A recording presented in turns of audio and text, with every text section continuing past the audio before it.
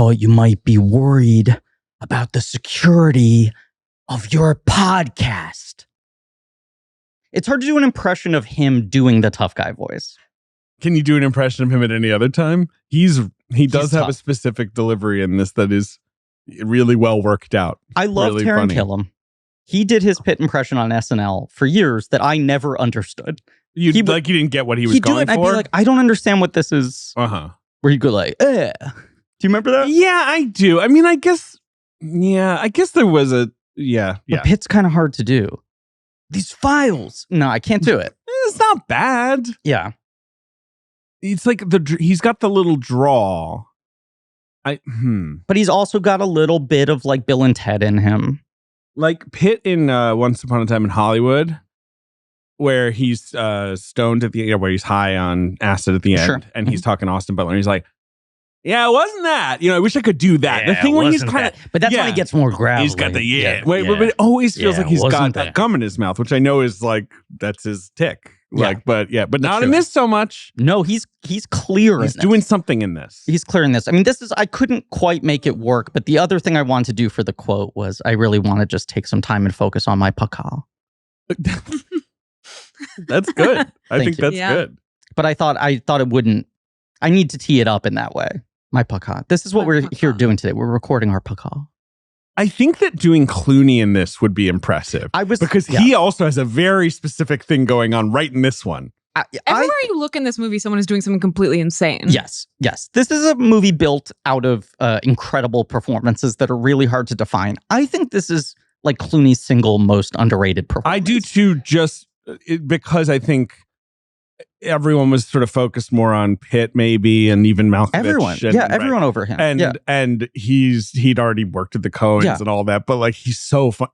His parts are the parts that make me laugh the most, just as pure, like, I can't believe what I'm watching. It is the most fascinating. I mean, this movie is now, it's 17 years old? Yeah, sure. From the moment I saw this, his first scene, him taking the cheese and asking about, his acid reflux and like motor mouthing. Yeah, all that stuff. I was just like, oh my God, he's playing such a specific guy in this. He has pinned such a specific type of person, and yet I lack the words to describe this kind of person. But it is And in 17 years, I've gotten no closer to describing it other than the kind of guy Clooney plays in Burn After Reading. Totally. It's like a completely undefinable type. And I think it's easy to latch on to Pitt and to Malkovich because we can kind of see like that archetype. But the Clooney character is an archetype of something that it's a one of one, and yet it feels like recognizable and universal. Well, he's the only character in this movie. Yes, I'm just looking down the list to make sure that I think I would kind of enjoy hanging with, because everyone in the movie kind of enjoys hanging with him. He's kind of an easy hang. He wants to go to restaurants. He's sort of like, he'll just take you on a date. He'll enjoy the movie. He'll fuck you, and then he'll be like, I'll see you later. Like, it's just like, that's not what he says. Come on, what he says is maybe my favorite running joke of the movie. Which is, you cut to woman in bed, him coming out of the bathroom fully clothed, checked his watch. I think I can get a run in. Right. They do variations on that, I think, 5 times. And I feel like, Malkovich doesn't like him, I guess, because Malkovich doesn't like anybody. Yeah. But everyone else is kind of like, he's all right.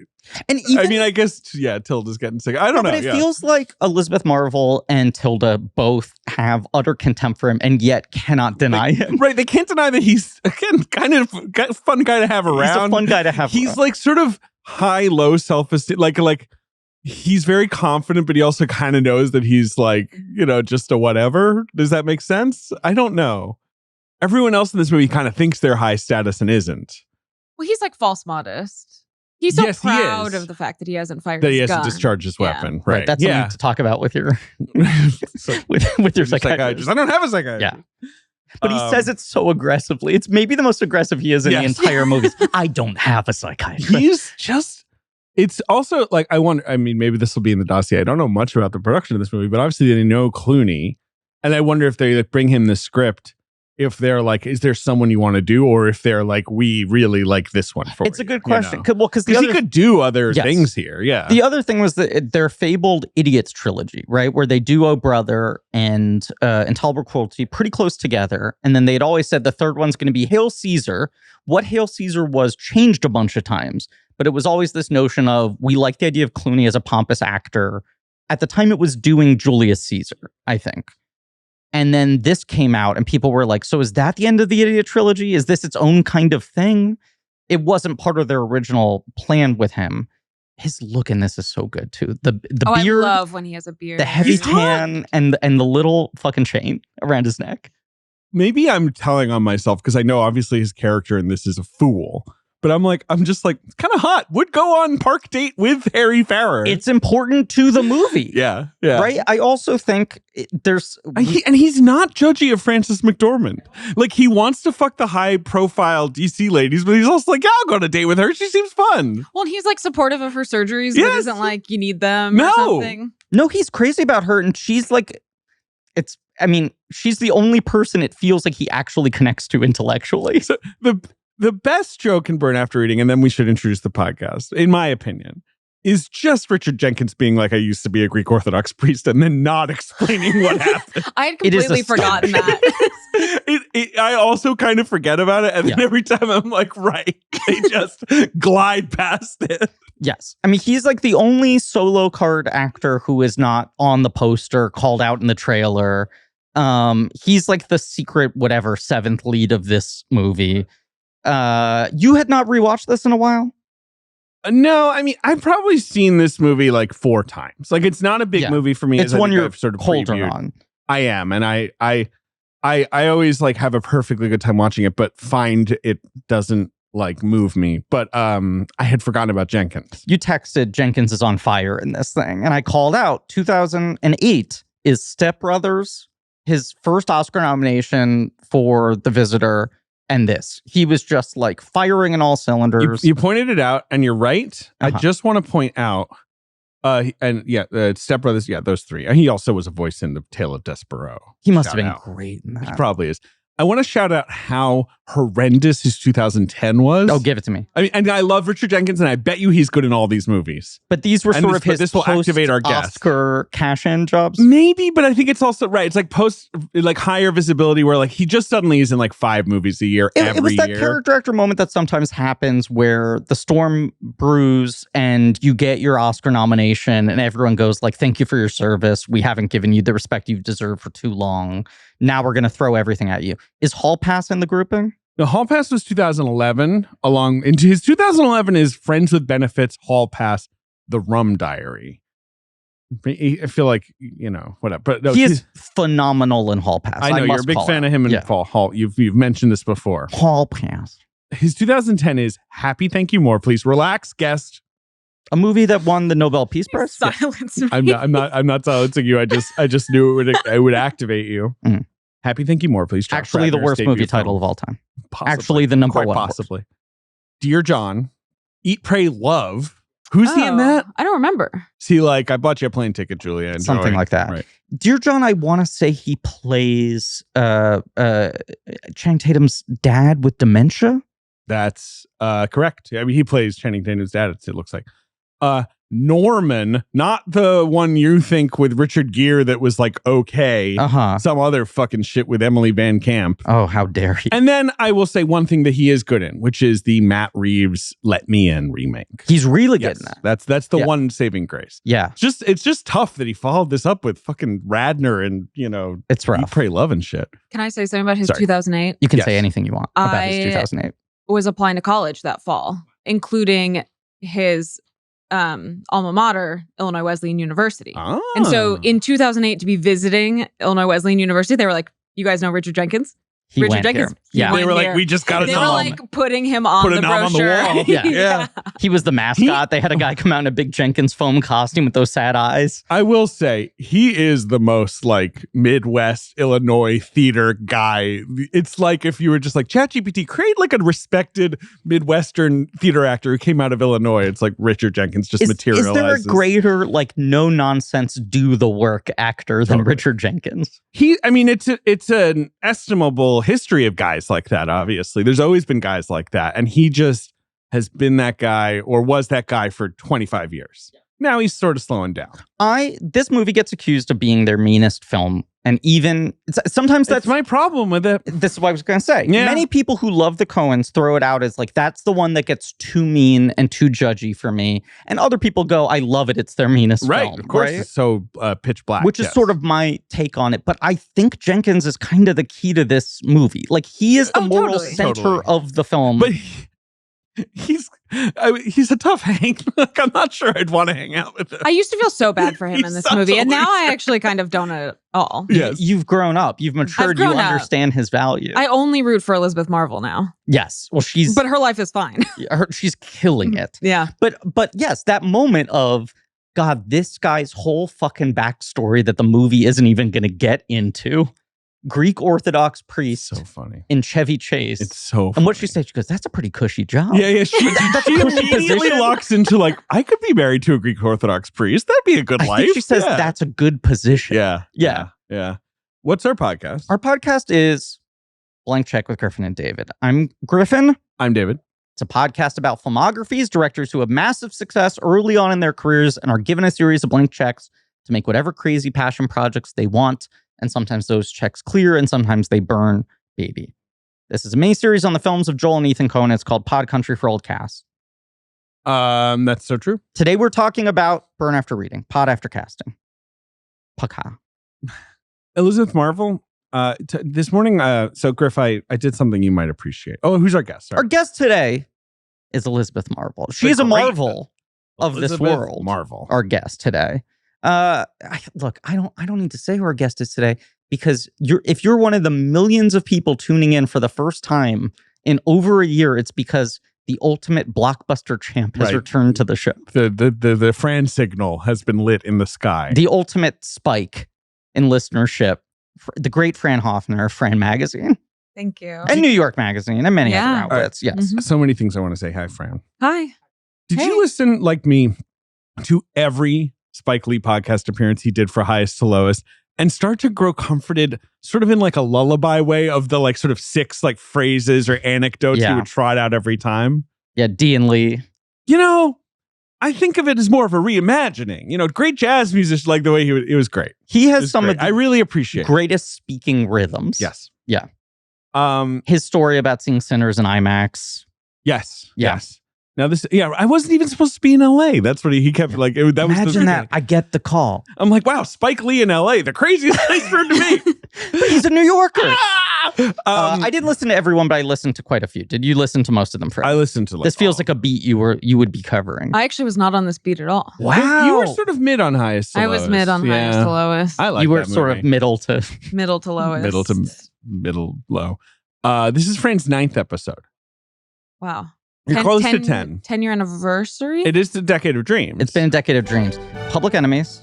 Well, that's her 3rd episode. Well, I'm not going to go in order, but I'm going to try to knock them out. Sure.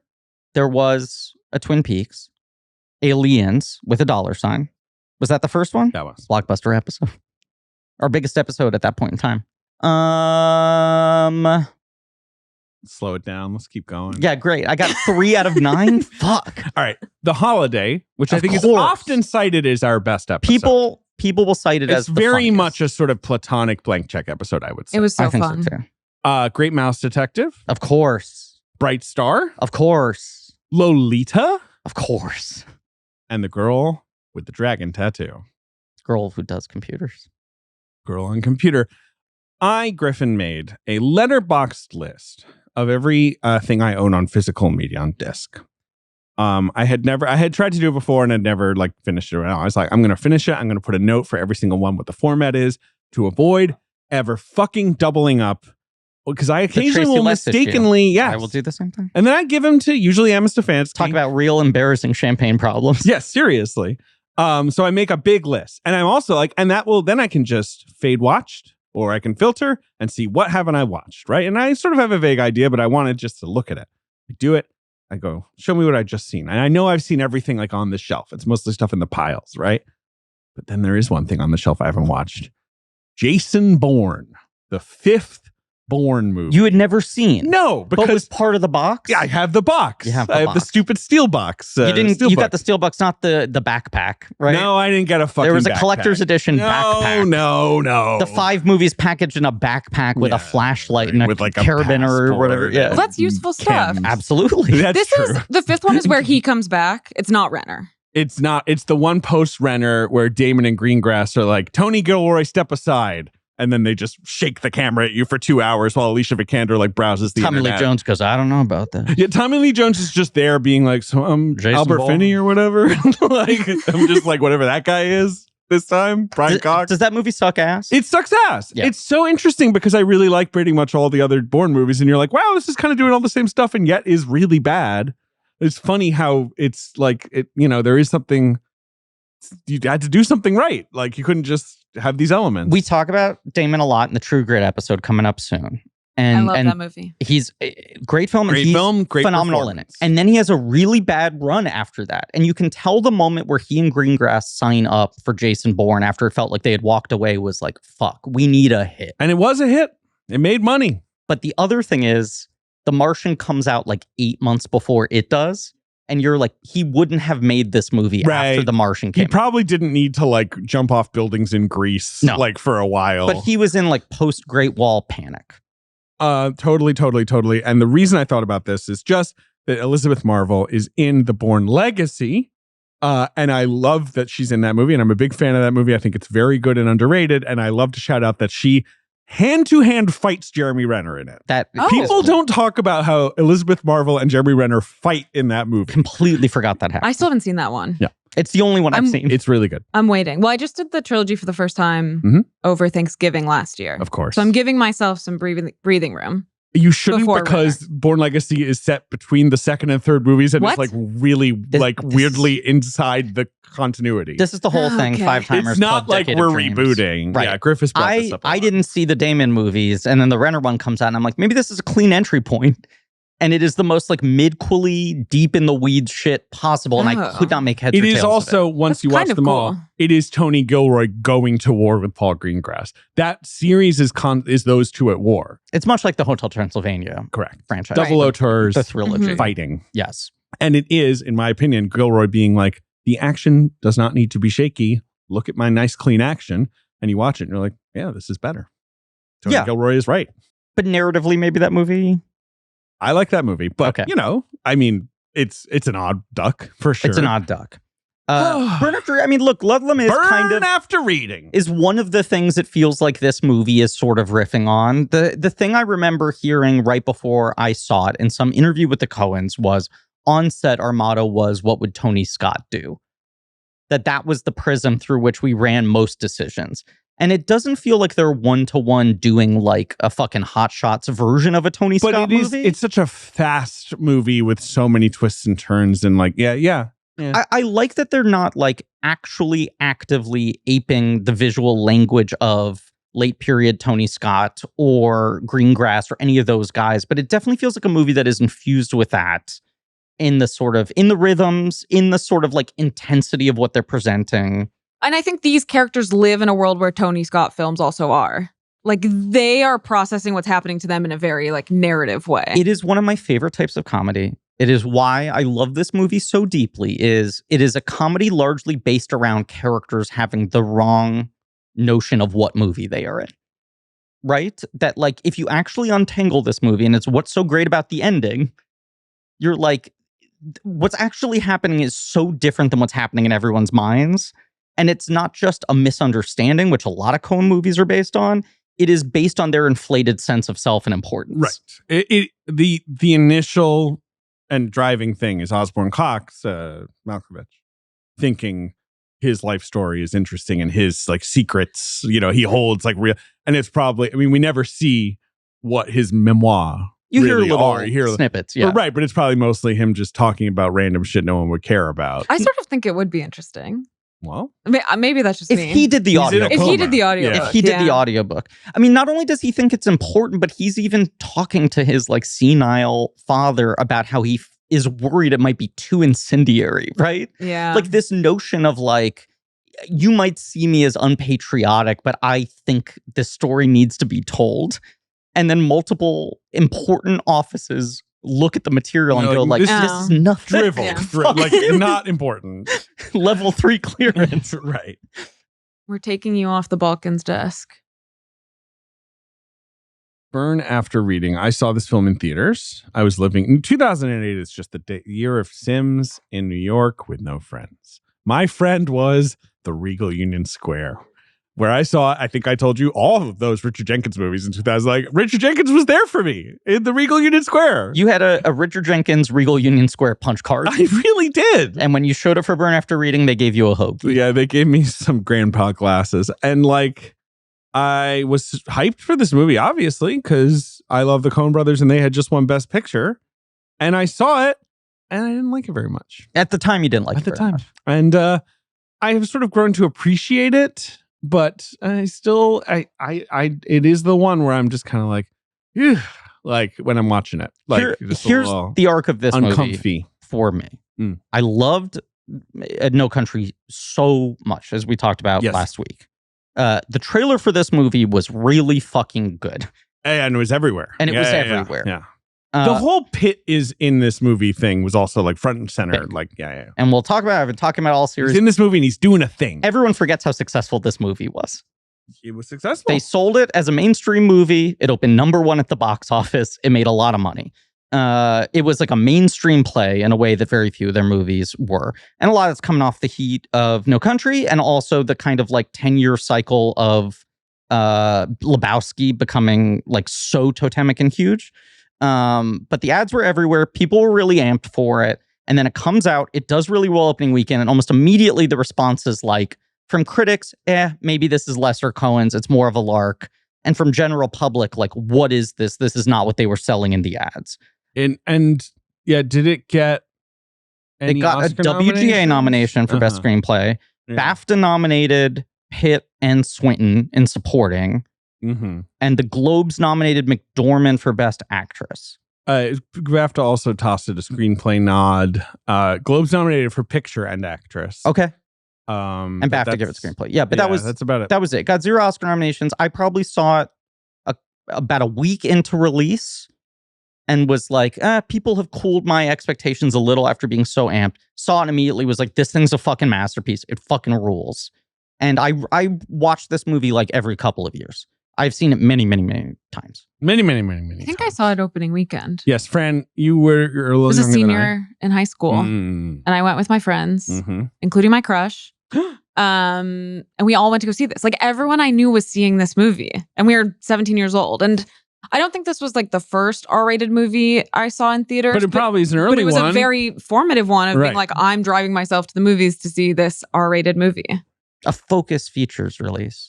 And that's when I learned to love Focus Features. That's when you learn to settle down focus. When it goes. I remember saying to my dad, isn't this like kind of crazy that Burn After Reading's opening #1 with like $20 million? And he was like, I mean, George Clooney and Brad Pitt are in it. Yeah, man. And I was like, I had not thought about it that simply. And the trailer just had funny moments and good songs. Yeah. It's also reunites Clooney and Tilda Swinton, and this time they get in bed together right after Michael Clayton. Michael Clayton and Karen Crowder, of course. Yeah. You never think about that. You never think about it. I was thinking about it the whole time. Okay. I said, there they are. I said, that's Karen Crowder. Well, I love Karen Crowder. And, you know, every time I watch Michael Do you think Clayton, Karen Crowder got a bad rap? Do you think Trump should try to pardon her? She did nothing wrong. He's going to move her She was just keeping her company afloat. A cushier I think prison. We should check in with her. Yeah, we should check in with her. Do you ever wonder if the tragic events of Michael Clayton could have been avoided if they just hopped in the sack earlier? That all this fighting between the two of them was really just tension that was going unspoken? Michael Clayton capable of getting an erection? My guess is no. That man has the weight of 1,000 worlds He's so on sleepy. him. Yeah. This is a good point. Like I love that movie. It is not a very horny movie. No. Sex is not really present in Michael Clayton. No one's thinking about it. No. I mean, when Pollock's on screen, I'm thinking about it. There's so much with his ex-wife. Right. And you get the sense that like this fell apart because this guy just cannot be present. Like remotely. And now he has no interest in any women whatsoever. Until he met Karen Crowder. If they had just been able to work through. Look, a little bit of sad news. Producer Ben Hosley has COVID. He does. He'll be all right. He'll be all right, but unfortunately, he's missing from this episode. Here's some great news. Happy news. Friend of the show, jumping in heroically. Producer Ben Frisch. Hey. Filling in the seats. You were saying this is one of your favorite Coens. Oh, absolutely. Hell yeah. Yeah.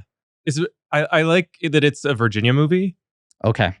It's I'm from southeastern Virginia, but I grew up with the kids of a lot of spooks. Okay. Because I'm from Williamsburg, where the farm is. Okay. Which is Camp Perry, which is a CIA training center. Yes. They talk about it in movies a lot. I feel like, isn't that where like fucking The Recruit is set? My favorite Colin Farrell movie. Yeah, that's your number one favorite Colin Farrell movie, right? Yeah.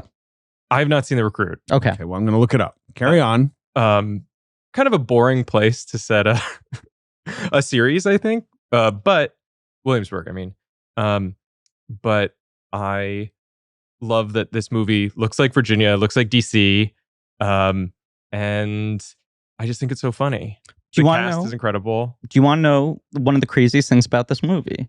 It was almost exclusively, if not entirely, shot in New York City. Really? Like That- over here. That the Coens were like, we don't have to like go to fucking. Can we figure out how to film this at home? Which is funny because it's like it's a movie about DC. Like, and you'd Absolutely. think they would want to like whatever. But I don't think know if shooting in DC can be a pain in the ass. And I don't know if No Country was just such a tough production. Yeah, and sure. so often, so many times on this podcast, when the production starts with that, you're like, and that's why the movie's bad. They got too lazy, right? They didn't care enough to go to the place, and now they're like shooting in the wrong place, and I it think doesn't they read right. They did a little bit of Georgetown location stuff to get the streets. And It all is that. the vast majority is like Brooklyn. Yeah, no, it was shot in Brooklyn Heights. Yeah. You know what? I'll open the dossier. But yet it does feel like it kind of gets it right? Like I remember the first time seeing it when they go to see the romantic comedy, the Dermot Mulroney movie. That is now the dearly departed 23rd and 8th movie theater. Clearview, Chelsea. The Clearview, Chelsea. Right. And I was like, why would they film that there if the rest of the movie is in Virginia? And then I looked it up and it's like, 23rd. the whole thing. It was the bow tie after it was the Clearview. Do you know the theater I'm There was talking the about? other Chelsea one though. The other Chelsea. Maybe I'm thinking of You're this thinking I one. think the you're same thinking this Same one. one, It went same through one. multiple names. We saw a movie there, I think the first time we ever met. Yes. You met I knew it as seeing a movie there? I think knew it so. as Sinopolis Chelsea. Oh, that's That right. was In its between, final it was. form. Oh no, Yes. it was after. Right. Yes, yes. Okay. Right. It was also United Artists at one point. Yeah, we got egg salad at Yup. Murray's. Yup. Sorry, Gertrude. Apology accepted. It was like 10 years ago. What movie did we see? I don't know. Okay, don't worry about it. And The Recruit is indeed set in the farm. Roger Donaldson's The Recruit, which is just like Pacino's like, you gotta be a recruit. This film, Burn After Reading. I do think it speaks to how well they nailed this, though, that you're from there and it was passing your sniff test versus like half of the fucking Amy Heckerling movies we covered, where you're just like, this is Vancouver. Sorry, it's just, yes. Yeah, what's going on, David? Something very exciting just happened on your laptop? We can cut this out if we don't want to include it, but we're trying to, we pay our guests and we're trying to fill in some backlogs because we got a new person who's in charge of like, payouts and all this stuff. And she very wisely has sent out like, hey, like, checking back. And this is the third person. This one was Carolyn Franke, who's texting me being like, this is a phishing scam. I have right? gotten a couple of these too. Oh. People think that it's now And a I'm like, phishing no, scam. take our money. Like, Can Wow, I you didn't send your even- payment information so we can I didn't pay even you think that for a an episode a second. year ago? I've gotten so a couple of those screwed. payments. I'm so screwed. for you, it was a phishing It scam. was Everyone actually. else, no. What? We made a phishing scam just for you. No. Okay, so Burn After Reading. Mhm. Fascinating thing is that this is Yeah. no. What were you going to say? I was going to start the dossier, so you go ahead. You seem to be struggling for the No, sentence. So I was going to just getting fill the it in. tab open. We're Getting the doing tab great. open. We're doing great. We're doing amazing. This is really good. We're paying back people from 2 years ago. I can't wait to get money. It's going to be really. I'm going to good. start spending like crazy. Yeah. Because I just know money's coming. Yeah, and it's 50,000 per episode now. Oh. That's actually not true. I want to clarify. It's time for me to say this one last time, says JJ. And he's saying it, of course, one last time because he's probably knows he's going to get fired. Right. Burn After Reading, 13th Coen Brothers movie, was written during a unprecedented flurry of activity where they got No Country for Old Men, A Serious Man, and Burn After Reading all going at the same time. That is what I was going to say. That this is a fascinating post, it's a post victory lap No Country movie. But and it's yet, not. no, it Both comes Burn and Serious Men had been funded and set up before they won Best Picture. At their lowest moment post Lady Killers, they write these 3 movies together and get them made 3 in a row. The true blank check is True Grit. Yeah. That's them being like, more money, please. We want to do this properly. And we want to adapt a book that was already adapted into an Oscar-winning film. And Scott Rudin is like, why? And they're like, we want to. And he's like, okay, I'll go get the rights. I want to say. And he said it that chill. He said it that way. Yeah. And string cheese firmly in hand. I want to say, and I'm sure we can verify this or reject this in the dossier, that this movie had finished filming by the time they win the Oscars. Yes, and then I guess comes out like 6 months after that. Or they said they had shot most of it before they won the Oscar, so maybe it was right near the end. But this is like, right, it gets to be the movie after the win, even though it was in no way actually made as the movie after the win. So, Burn After Reading emerges from the Coens desiring to work not just with one actor, a bunch of different actors. Mission accomplished. These parts were basically all written for the actors who played them. So Brad Pitt, George Clooney, this is answering my question from earlier, Frances McDormand, they knew her? They did the head and in. John Malkovich and Richard Jenkins were all basically purpose-built, in this script. Swinton, surprisingly, is the one they hadn't written it for, and I've never been able to find who they did write it for. If anyone. They were probably like, we'll figure it out. It's just always so funny when, like, it just happened with the new one Joel Coen is making with Josh O'Connor, where they're like, it found its female lead. Frances McDormand? Who's that? Huh. James Gunn has added Jennifer Holland to the supporting cast of new project. Does this need to be its own deadline? What's Flanagan's? Kate Siegel.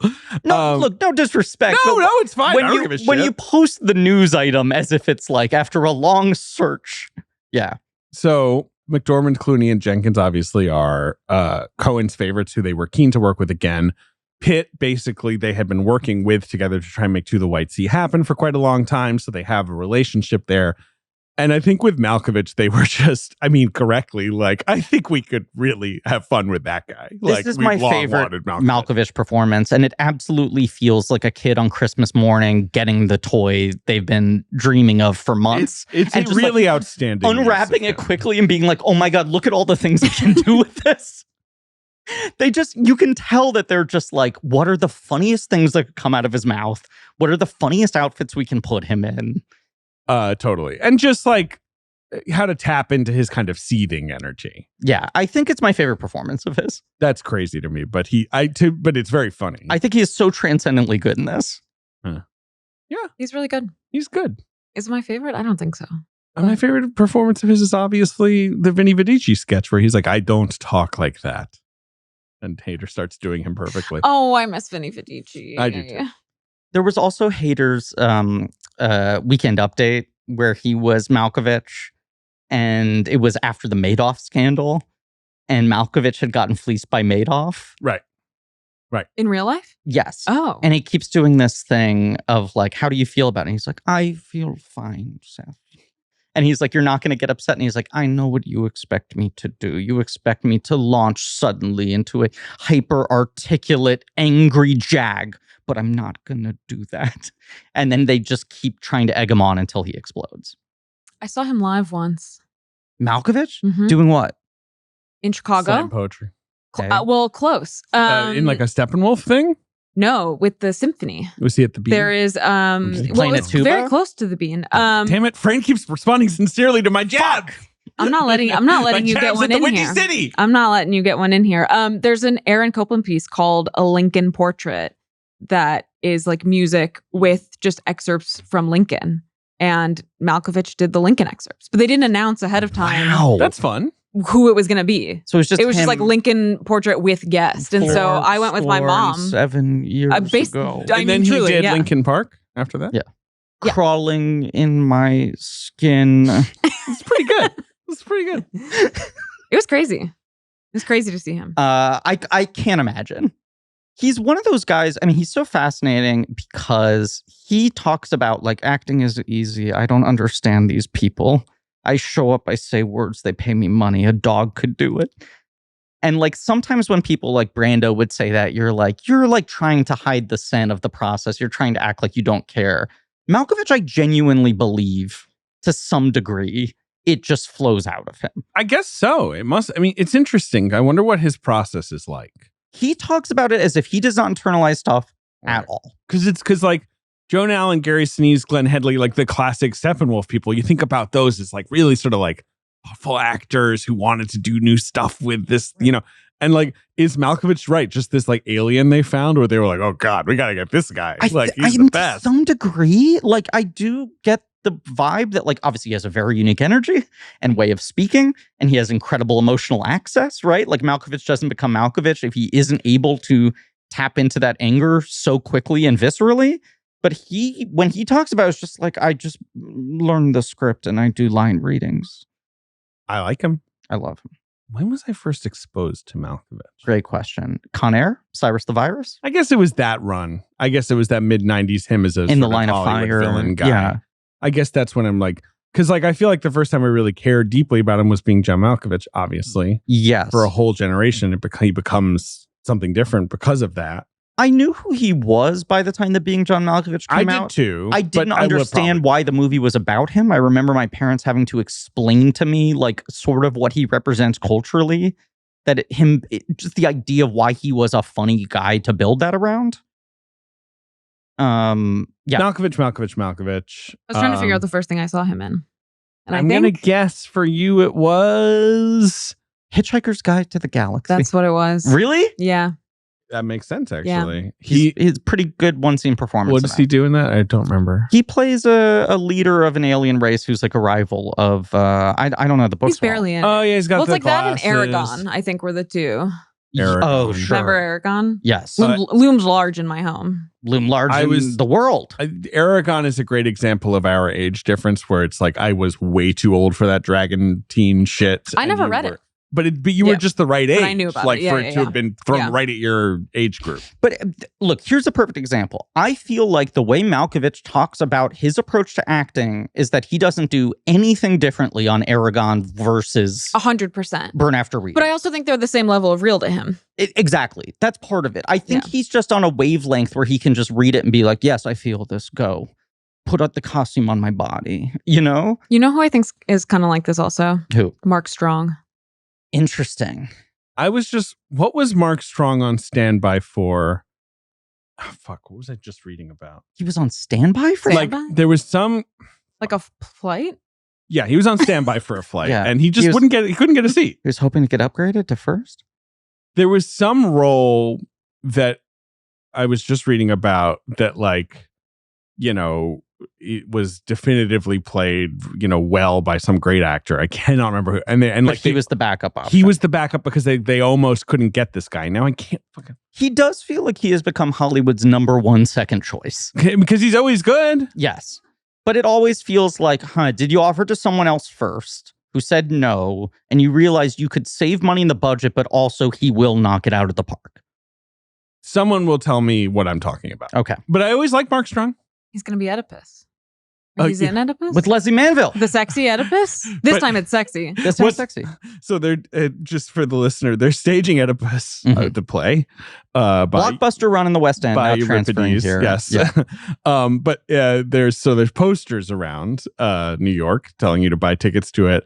And it has, what's the fucking tagline? It's really hilarious. It's like blank is a motherfucker. Yeah, something. It's like, truth is a motherfucker. Truth is a motherfucker. Where I'm like, the truth of that Oedipus fight. Like, just the idea of taking a thousands-year-old Greek tragedy and being like, you'll never guess the twist is just so funny to me.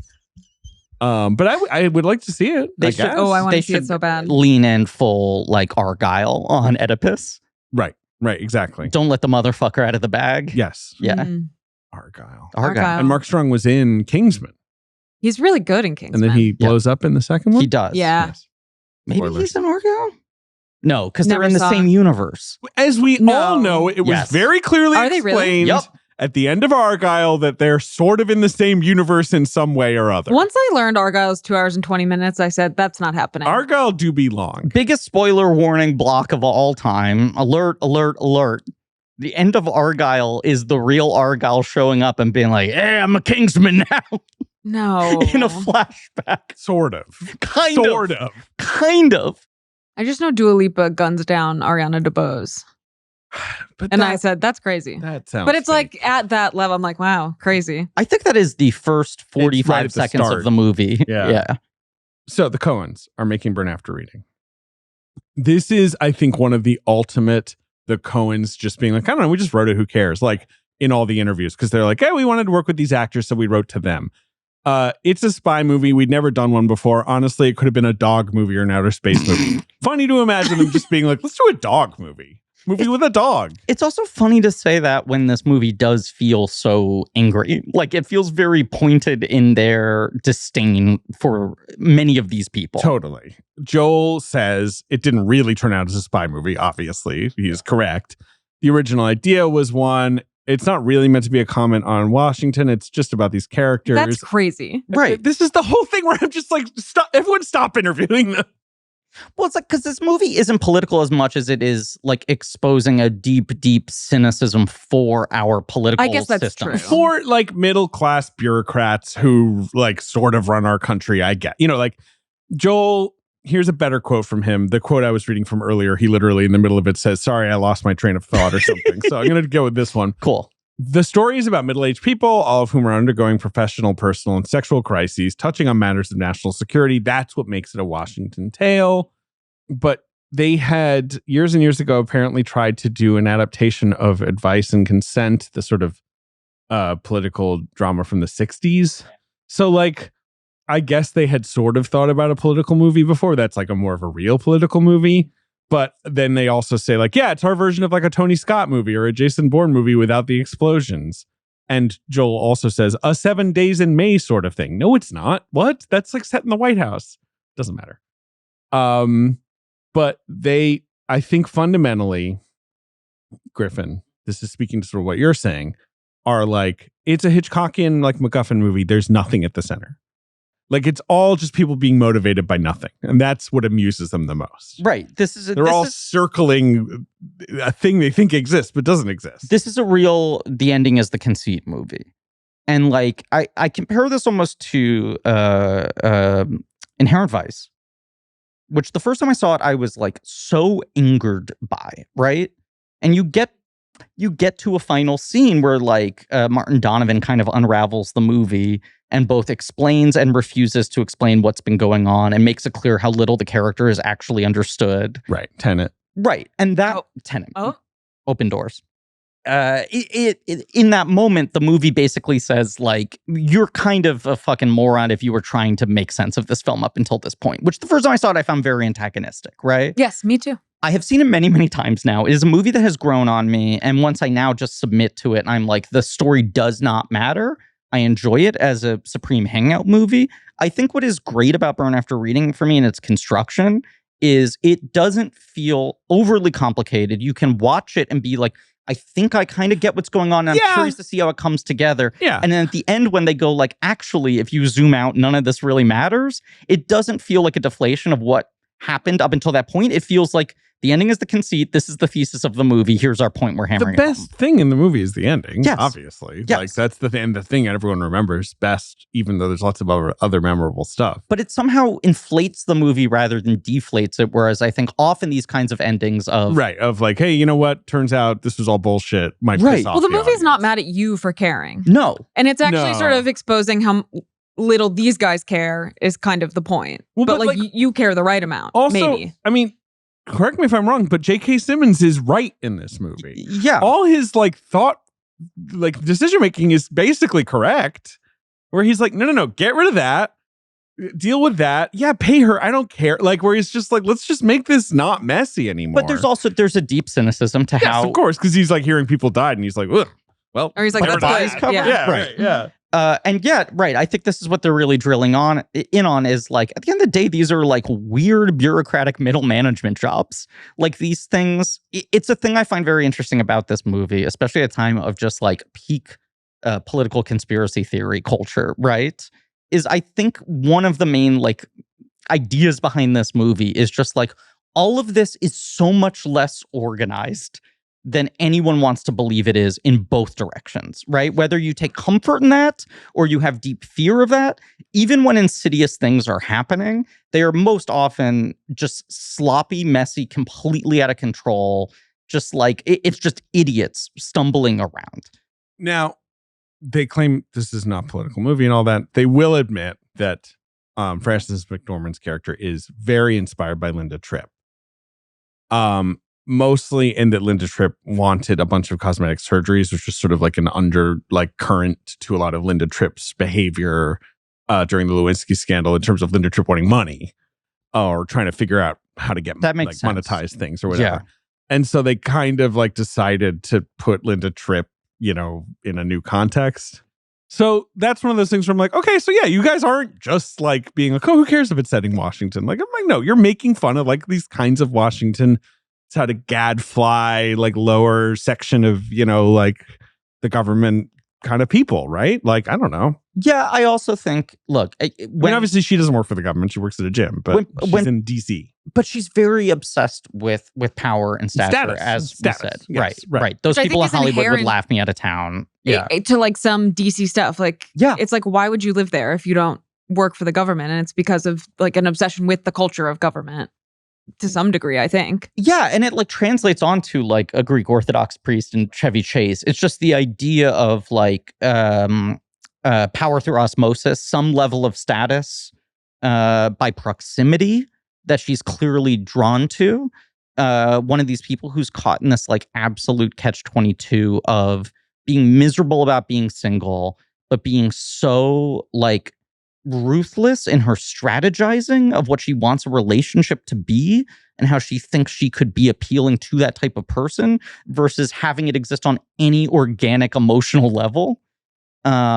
Just her like disregarding of other people while also being terrified that other people are going to disregard her.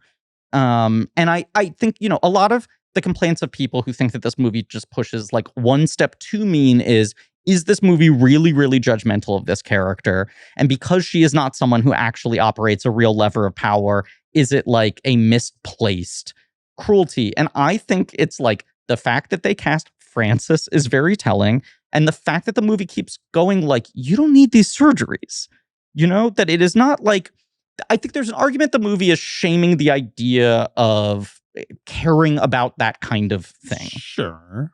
Which is a whole larger, messier cultural conversation about body modification and what have you. But I think it's more about like a misplaced sense of what is missing in this character's life that unifies almost all of the characters in this movie, right? This sense of like, here's how I want to be seen. Here's how I see myself. Here's how obsessed I am with the idea of my position and what I need to do to maintain that or to continue to reassert that. Yeah. Well, and also because Frances has become so, I'm going to the Oscars with no makeup and like, which I think was not always the case. Correct me if I'm wrong. I think that's something true. No, but I think she is like in that very rare group of actresses in like her age class. I think of Annette Bening feels very similar to me. Where Nyad, where they're just like, we want to play women our own age. Yeah. Like we are not trying to look 40 forever. We're not trying to look 20 forever. Look, the thing about Frances McDormand, she's very funny in this. Yes. She's playing a Coen's character.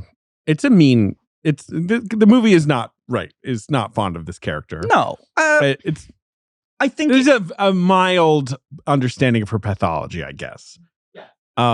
But it's like, it's a pretty it's meanest to her of at least all the other women. I would, yes.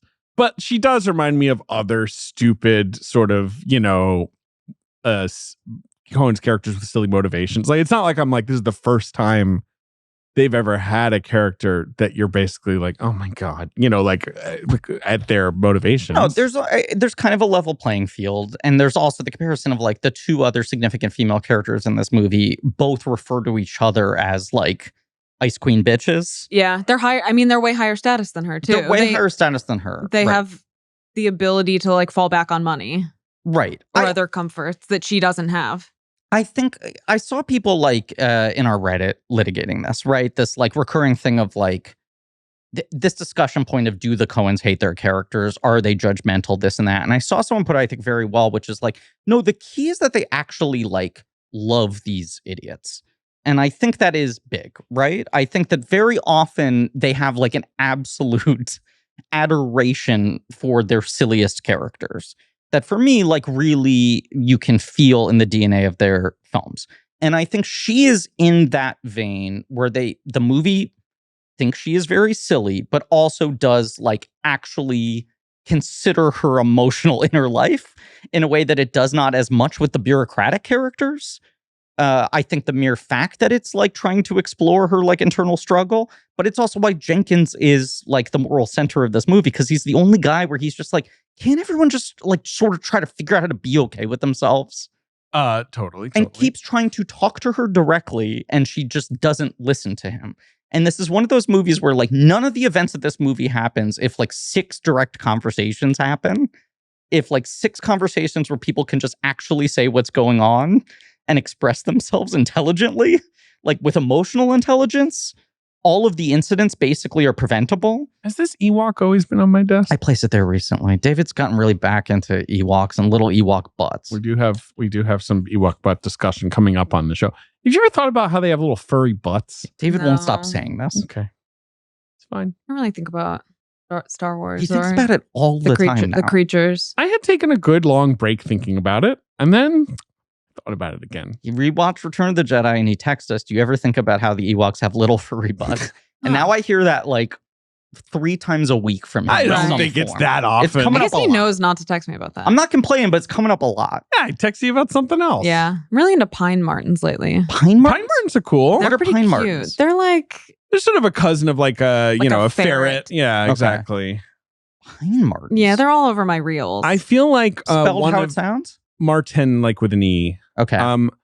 I feel like one of the his Dark Materials characters, Demons, is a Yes. pine marten. Oh, Yes. sure. Right? Yep. Yeah, there's a Is it Scottish. Pantalaimon who's a pine I marten? think he becomes one Yep. permanently. Spoiler I like these guys. There's a Scottish woman who feeds pine martens on Instagram. You and Emma. yeah, I her mean, name's Tilda Swinton. Yeah. You, Emma, and I. You never really see her, so it could be. It could be. She gives them honey and whole eggs, which Okay. I'm like, well, I guess you wouldn't like that, but I think No. that's a great diet. Yeah, So I like the it's- first part. Right. Is, not Scottish, but has Scottish ancestry, I believe. Right. Yes. Maybe she is sort of Scottish. Tilda? I think she's kind of I thought she She's was like half Scottish. Scottish, maybe. Yeah. Right. Well, she lives there. She's from London, but yeah, maybe she lives right. there now. Matilda Swinton. Is that her? Is her name? Yes. I've never thought about that. That's Oh why. yeah, because Huh, in the of course.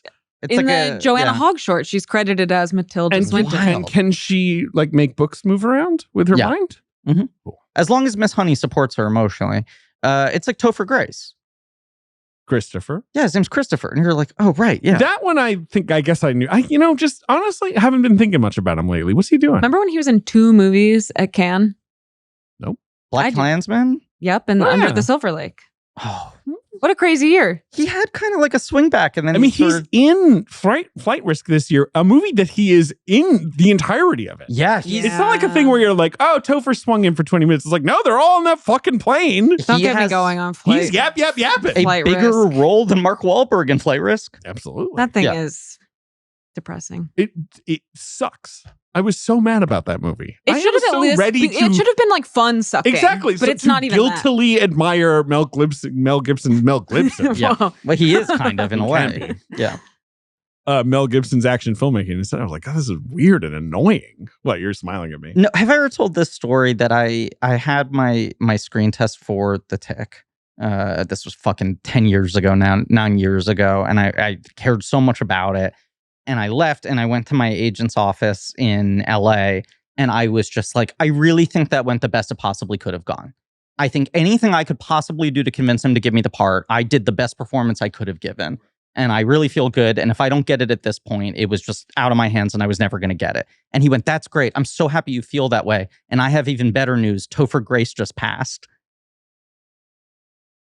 And I have even better news. Topher Grace just passed is like a sentence that lives in my head and infamy where I was like, sliver in your mind. Oh, so that whole time I was in there, at any moment, Topher Grace could have emailed and said, sure, why not? Topher Grace is like Joaquin Phoenix in Gladiator holding his thumb out like this. It is just a perfect snapshot of what it feels like to be a young actor. Strange. Right, where you're like, I'm fighting so hard, and they're like, some guy hasn't checked his inbox in 3 days, and if he's bored, he says yes, and the part's his. Yeah. All right. But he had to go to Cannes. I want to end run through the dossier just so we can talk about the movie. So basically, the way the Coens work is they send the script to Eric Fellner and those kinds of people, you know, they're producers. And I assume Working they're basically title. like, we can get some actors. Mhm. And everyone's kind of like, great, well, let's do it. It probably will cost a reasonable amount The of money. budget of this movie was 20, 30. Yeah, I think that's about right. They get everyone to like basically work for scale or certainly well below their Right. quotes. But at this point, if they're going to work in title and they have like a $20 million film where they tell you they can get 6 actors attached, working title is like, we don't even need to read the script. Whatever you guys want. Tilda, as you mentioned, that one character they hadn't written it for anyone, they said. Okay. And they just cast it with Tilda Swinton, a good actor. Matilda Swinton, just to correct you. And apparently at the end of the shoot, Clooney touchingly and wistfully, according to Swinton, said, maybe one day we'll make a film together where we say one nice thing to each other. I like that. Me too. They haven't. I don't know that they've worked I don't together since, because George Clooney's been too obsessed with she's climbing in- the mountain of mediocrity. She didn't jump in the boat, right? She's in Hail Caesar, but I don't think they interact. They don't. They don't, because Even though there's she two just of her? interacts with Yeah. Brolin. And interacts with Alden a bunch. She talks about him a lot. I mean, the whole plot of that movie is her threatening to expose him. Right, but So- they don't. He doesn't. He's really with the communists mostly. But it continues the tradition of they're not saying nice words about each other the That's entire true. movie. They're both She's not talking in poorly Jake about Kelly, each is other. she? No. No. I'm missing Jake Kelly to be here right now. Wow. You're going to see it. Yeah, I was like, what am I going to do? Not see Jake Kelly? And it's the only time A movie it's I'm ever going to screened. love? Yeah. I also heard the line was crazy. I heard that too. Yeah. Tilda Swinton, enjoys making this movie. The Coens told the actors to embrace their inner knuckleheads. Basically, if this is not part of the idiot trilogy, fine, but it is basically about all idiots. There's that Clooney. It's oops, all idiots. Absolutely. Yes. There's that Clooney story we always bring up where Spielberg was watching him work on the set of ER and comes out from behind the monitor and goes like, if you could ever figure out how to stop shaking your damn head, you'd be a movie star. I noticed that in this movie, he never stopped shaking his head. It's like the bad tick that he's been trained out of, he knows makes him look dumb, and he reinstitutes it with like a vengeance in He's this. really doing it, and it's well deployed. Pitt was, so like Clooney and Malkovich are like, yeah, we get it. I get it. Like, big dumb idiot. I get it. Pitt is a little, I guess, taken aback that they're like, we wrote this part for you. This guy's a numbskull. Like, it must be, but they go into, I guess, a wardrobe fitting with his hair like that. And they just, I don't know, they just decide to, because the hair is very crucial. The story I'd always heard was that they found some earlier commercial he had done at the beginning of his acting career. He'd done this commercial with his hair like that. That's right. Yeah. A long time ago. Right. That it was it wasn't like a prank on him, but it was the equivalent of like his, like, The Rock with the turtleneck and the fanny pack photo. They found like the silliest look publicly available from his early 20s and said, like, can we dress you like this? Which I think is a big part of it, is like Pitt is playing this guy like he's 25. Well, yes, but is 40. Right. Which is why that character is so awesome. It's the key to the character. Yeah. Yes. Clooney grew the beard. He thought they would fit the part. So he just showed up with it. Frances McDormand, this is from Ethan. This is a good quote from Ethan. It's fun to write for Fran, not you, because she's good. It's not fun to show the script to her once it's written because she yells at you. As Joel puts it, you've been writing it for a number of months, and she'll go, this is it? But we usually work through that. Frances McDormand, quote, in my first scene, the description said, close up on a woman's ass, pale, bare, middle-aged. Why should one even read on? Why would one even consider the job? Funny. There you go. Yeah. Oh, she cracks me up. So yeah, she cracks me up too. They did almost entirely shoot the film in New York. Clooney was working on another NYC based project. Don't know what. Leatherheads, maybe? Possibly. I don't 2008? Yeah. I don't know. But that was, in theory, the reason why they worked around that? Yes. Up in the air? No, that's not New York, is it? That's all over. Yeah. Oh, they're in the air. He's up in the air often. That was in shot that mostly film. in plane. It's weird that the working title for that film was called Up in the Plane and nobody liked it. Malkovich said the first scene he did was the phone call with Brad and Francis that you quoted for your opening of the podcast. He was rehearsing a play in Paris, which is like the most John likely Malkovich place thing for him to be. Exactly. He's in France? What? Like, imagine if you're like the CIA and we're like, we have to catch Malkovich. It's like, okay, first, let's go to every play rehearsal in Paris. See if he's there. Doesn't he primarily live in France because of taxes? I believe he's one of those guys. He's very much one of those guys. He owns a chateau. That's the whole thing where he's like, I own a chateau in Paris for artistic reasons. Also, I pay no taxes. Yeah, I designed my blazers here. You know, he has like a clothing line. No. But he's like Michael Jackson. You could say any pretentious thing about him and I would believe you. Right. Like that he has a brand of cheese. He makes his own jellies. Yes. So he said he did the phone call in his apartment in his Paris, screaming at the top of his lungs. That's funny. So obviously didn't shoot his side of it, but was truly on the other end of the phone. Correct. Okay. Roger Deakins was busy shooting Revolutionary Road. David's favorite movie. So this film was shot by Chivo. This breaks the streak of very long streak. 10 consecutive Deakins movies, that maybe? Something right, close. Because Sonnenfeld does the first 3. So it's like the subsequent 8 had been Deakins. Wow. Okay. But yeah, Deakins is having his time wasted by Sam Mendes, another unfortunately likely place for him to be. I'll say it. Chivo fucking crushes this. Yeah. I like that he's not reinventing the wheel, but he's also not just copying Deakins. Yeah, for sure. What's Chivo done lately?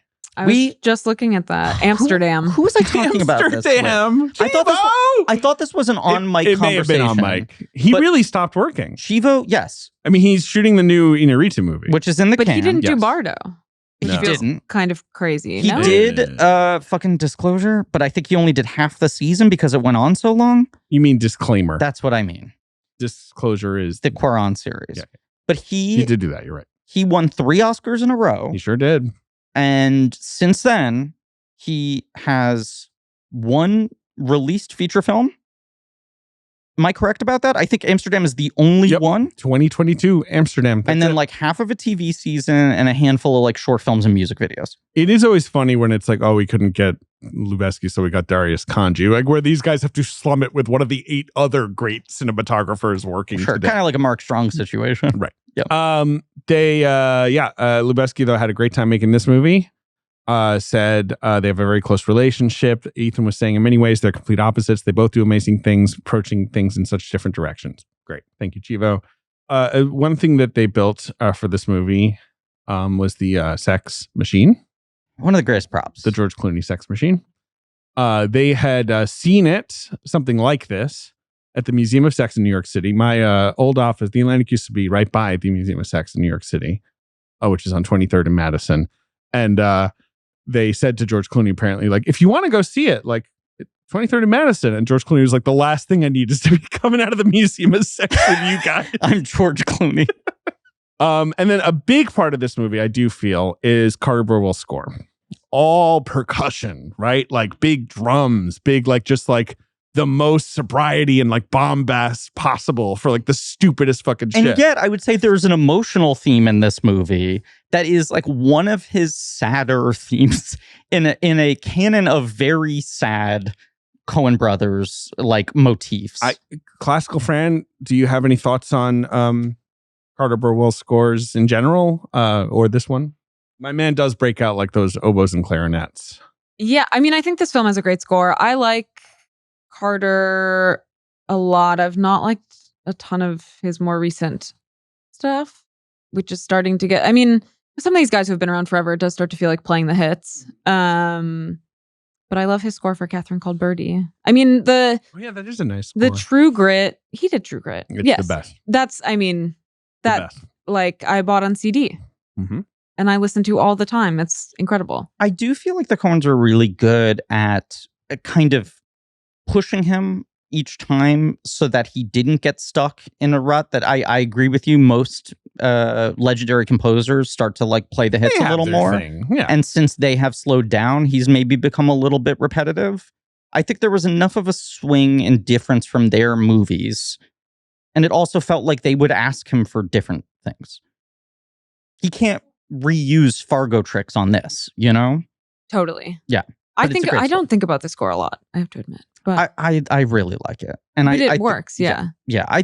There's like what I like would colloquially call the loneliness theme in this movie. That feels like a very kind of like slowed down piano-based melodic version of the intensity of the drums.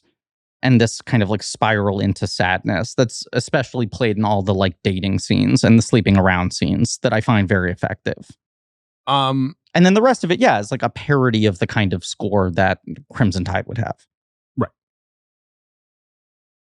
How do we go through the plot of this film?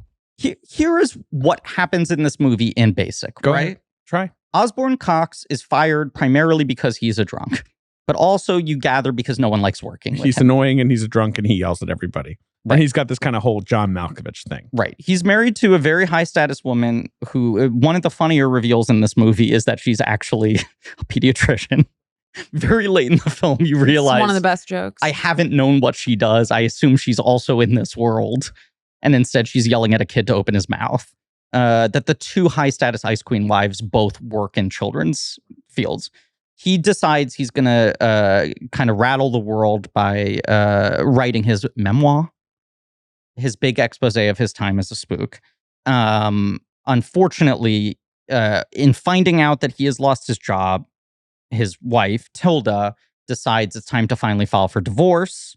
She tries to take financial documents off his computer. When she does so, she also gets his memoir, which is placed on a CD-ROM that is in the gym bag of the aide to the divorce lawyer, who then leaves it at the gym, where it's discovered by Francis McDormand's character, Manolo. whose name is, that's Manolo. true. Manolo does fine. He found it on the floor. Hands it over to the other three. Linda Litsky is Francis, and Brad Pitt's character is called Chad. Yes. And Richard Jenkins is, of course, Ted. She desperately wants multiple procedures. They're actually separate procedures. They're separate procedures. Yeah. It's kind of what, like face, boob, butt, maybe eyes. Sort of eyes. Right. Yeah. She's Rhinoplasty, they say. Yes. Who's that guy playing the plastic Jeffrey surgeon? DeMunn. He's the great best. He's so Jeffrey funny. DeMunn. I love one of the him. greatest. Right. It's Jeffrey DeMunn, of course. Yes. And it's a great Coen's move where most of that sequence, you're getting extreme close-ups on her eyes or on the parts of her body, but a lot of it is uninterrupted one-er of Jeffrey DeMunn. And you just get to watch. It's a thing the Coens do that I love. You're watching him manipulate her beautifully. Beautifully. Yes. Yeah. But also, like, what you get when you stay on one actor and let the other side of the conversation be off-camera dialogue is you get to watch all of the little touches that like an expert character actor puts into a scene like that without cutting away for the tiny little moments. It's so good. But yes, she has 4 procedures she wants to get that will not be approved by her Mickey Mouse HMO. Right. It is funny that I guess you're supposed to be like, she just went and scheduled all this shit and was like, I assume my gym's health insurance covers like $400,000 worth of I think her logic is totally sound. Uh-huh. She has a public-facing job where she has to look fit. Yeah. Why would the company not take control of that? They sense an opportunity that they can use what they think is high-level government secrets to blackmail and get the money for the procedures. Good Samaritan tax. Do you want to they see begin trying to blackmail Osborne Cox? the first image from Gore's Verbinski's movie that's coming out I next saw year? this. This looks pretty. I didn't see I may this. be going to see this movie this weekend. Oh, really? What? Like I'm a very test screening? excited. Yes. Oh. Cool. Yes, I'm very excited. Cool. Gore's back, baby. I hope so. Good. Gore's back. Yes, the other wrinkles in this are Tilda Swinton is already having an affair with George Clooney. He was previously, what was his shift in position? Wait, He was sorry. in private Yes. Who are we talking about? private Clooney. protection. He's always like in PP, private protection. Right. And now he's working for a guy in the Treasury. Right. He was a U.S. Marshal. Then he was, yeah. And he carries a gun. He Tilda- carries a gun, but he's never discharged it. Tilda Swinton's been having an affair with him. He's been dating everyone. He's been dating everyone. And he's married. Right. And I get the sense that she's been kind of his focused side piece. And the second she's getting Primary divorced partner. Yeah. and is starting to push the idea of like, then you should also get divorced. Now he needs to start like expanding his range. I don't think he's ever been hyper focused, but it does feel like he goes back out there in a big way once she's maybe going to be looking for something more serious. So he starts sleeping with Francis McDormand. Are there any primary characters we haven't looped in here? No, No. that's all the main people. Yeah, it's not that many people. Yeah. Hijinks ensue. But yeah, I guess you need to know that like Frances McDormand goes on internet dates because she's looking for a partner, whereas Harry Farrer is just like a serial philanderer who he's always having sex with people. Yes, these kind of like intellectual superiors who are weirdly drawn to him, almost in kind of like... He's like a puppy. Yes, and it feels like there's almost a little bit of a sexual charge in how much they can high status him and he won't push back. Right. He's I guess a little subby, but he is also working on a sex chair. Yeah. Oh, and he has such a good runner about the floors. I forgot about that. He's always asking what a floor is made of or guessing. His idea that so he's this kind of like detail obsessed guy who always wants to ask these tiny follow-up questions. Because it's like, in Oh Brother, Clooney's thing is the hair, and in Intolerable Cruelty, it's his teeth. And in this, I mean, it's sort of the allergy thing where his throat, I guess. Acid reflux. But the floor thing is right there with it. It's sort of like the weird hyperfixation. Yes. Right. Yes. Right. He seems to be, you have to imagine he's a pretty proficient lovemaker. Yeah, I think he's probably really good. This is what I'm saying. He seems like a fun hang. But like, go see the shitty movie with him. The movie make me think. Movies make me think sometimes. And in the end, movie make me think. The movie makes me think that he is probably a bit of a jackrabbit in the sack. And yet, the second he's done, he jumps out of bed, gets dressed, and goes, I should run this off. Yeah. That there's something kind of like Energizer Bunny about him. The scene where he calls Elizabeth Marvel in the car after, spoiler, he has shot Brad Pitt to death. And he's just like spiraling out of control. And you're like, oh, this guy is just like so much like uninhibited forward motion. And anything causing him to stop and be introspective is like an absolute crisis for him. And that's like, oh, this is the cornerstone of his relationship with his wife. At some point, she clearly was into the idea of petting his head and making him feel better. And now she does that for children. Yes. Who are interested in government. And also big burly men grab her shoulders as she has affairs with them. Right. She's also preparing to file for divorce from him. So there are divorce lawyer toadies following him around in black cars, which makes him think that he's part of some larger conspiracy. What were you going to say, David? Brad Pitt's character in this film is like the positive, sunny version of John Goodman in The Big Lebowski. He is like a low status but high opinion of his own intellect fool who keeps having a bad idea about I know how, like, how to drive the plot. And I know how to do this. Yeah. Obviously, Goodman is like, this is a fake, hostage situation, and we're just gonna give him a dummy. And Brad Pitt is like, oh, we found like weird like security secrets. We should just blackmail them. They'll probably just pay us like a reward. Well, and especially that like they arrange the meeting and Malkovich is like, let me explain to you, fuck off, right? And then even when that makes Pitt angrier and makes McDormand even angrier and they push back, Malkovich is just annoyed. It feels like at no point is he ever considering giving them money. No, not at all. And part of it doesn't have any. Right, part of it's like philosophical, right? Part of it is like logistical.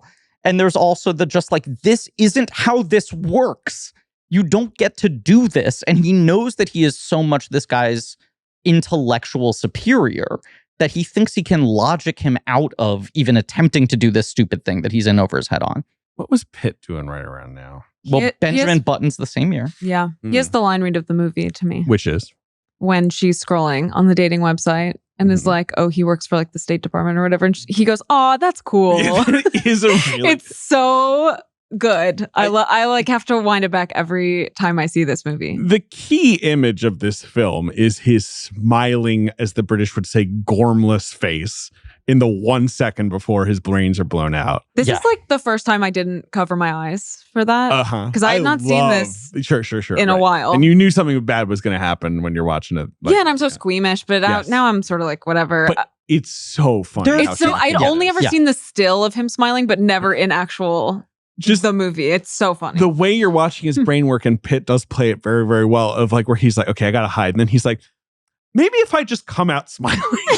You can tell he thinks that's gonna work. You have this like extended, expertly crafted, No Country-esque, like pulse quickening. Oh, I'm trying The to steal shower, something, and now and you're stuck in the closet with him, seeing the POV, and you're like, "Fuck, how is he going to get out of this?" And yes, as you said, the split-second decision of if I smile really big, will it disarm this entire situation? There are like 15 things in this movie you want to refer to as obviously the funniest thing in this movie. But that might truly be the funniest thing in the movie. I suppose you're right that there's... I mean, I already said that the funniest thing was Jenkins being an Orthodox priest. And the reveal of the sex chair. They're just like... The sex chair is like a classic Coen's thing, though, right? Where like they built up to something and then it's like the most ludicrous, stupid thing you ever saw. And then her being thrilled by the ingenuity of it. But it's like, it's a serious man with like Jefferson Airplane or whatever. You know, it's like... I almost think him destroying it is way funnier than the reveal. But I guess you need that. When he takes the bat to the dildo specifically, he's hitting every other part of the chair, and then you see him... This is the other thing. There are all these moments like what you're saying with Brad Pitt, where you're like, they somehow build such a specific enough character that you can see the gears in their brain turning in a millisecond of what they think they're accomplishing. And he goes like, well, it's not really broken unless I hit the dildo. And then he's just hitting a hard aluminum bat to a rubber dick, which does nothing. Now, given how prominent dildos are in Drive-Away Dolls, is this an Ethan Coen fixation that we're getting the first sort of glimpse of? Perhaps. Yes. It's just funny. Perhaps. No, it's just the wonkiness of the chair, how basic it is, the squeakiness, the sound effect on it. Well, and it's like the floors thing of like, he saw this and was like, I can figure this out. This is for me to determine and do it cheaply. He was so offended when he saw the price they were asking for. I can build this for $100 all in, and then he qualifies except for the dildo. He can't build rubber yet. Like he hasn't figured that out. But it's not like money is tight for him. No, I don't think so. But it's the principle.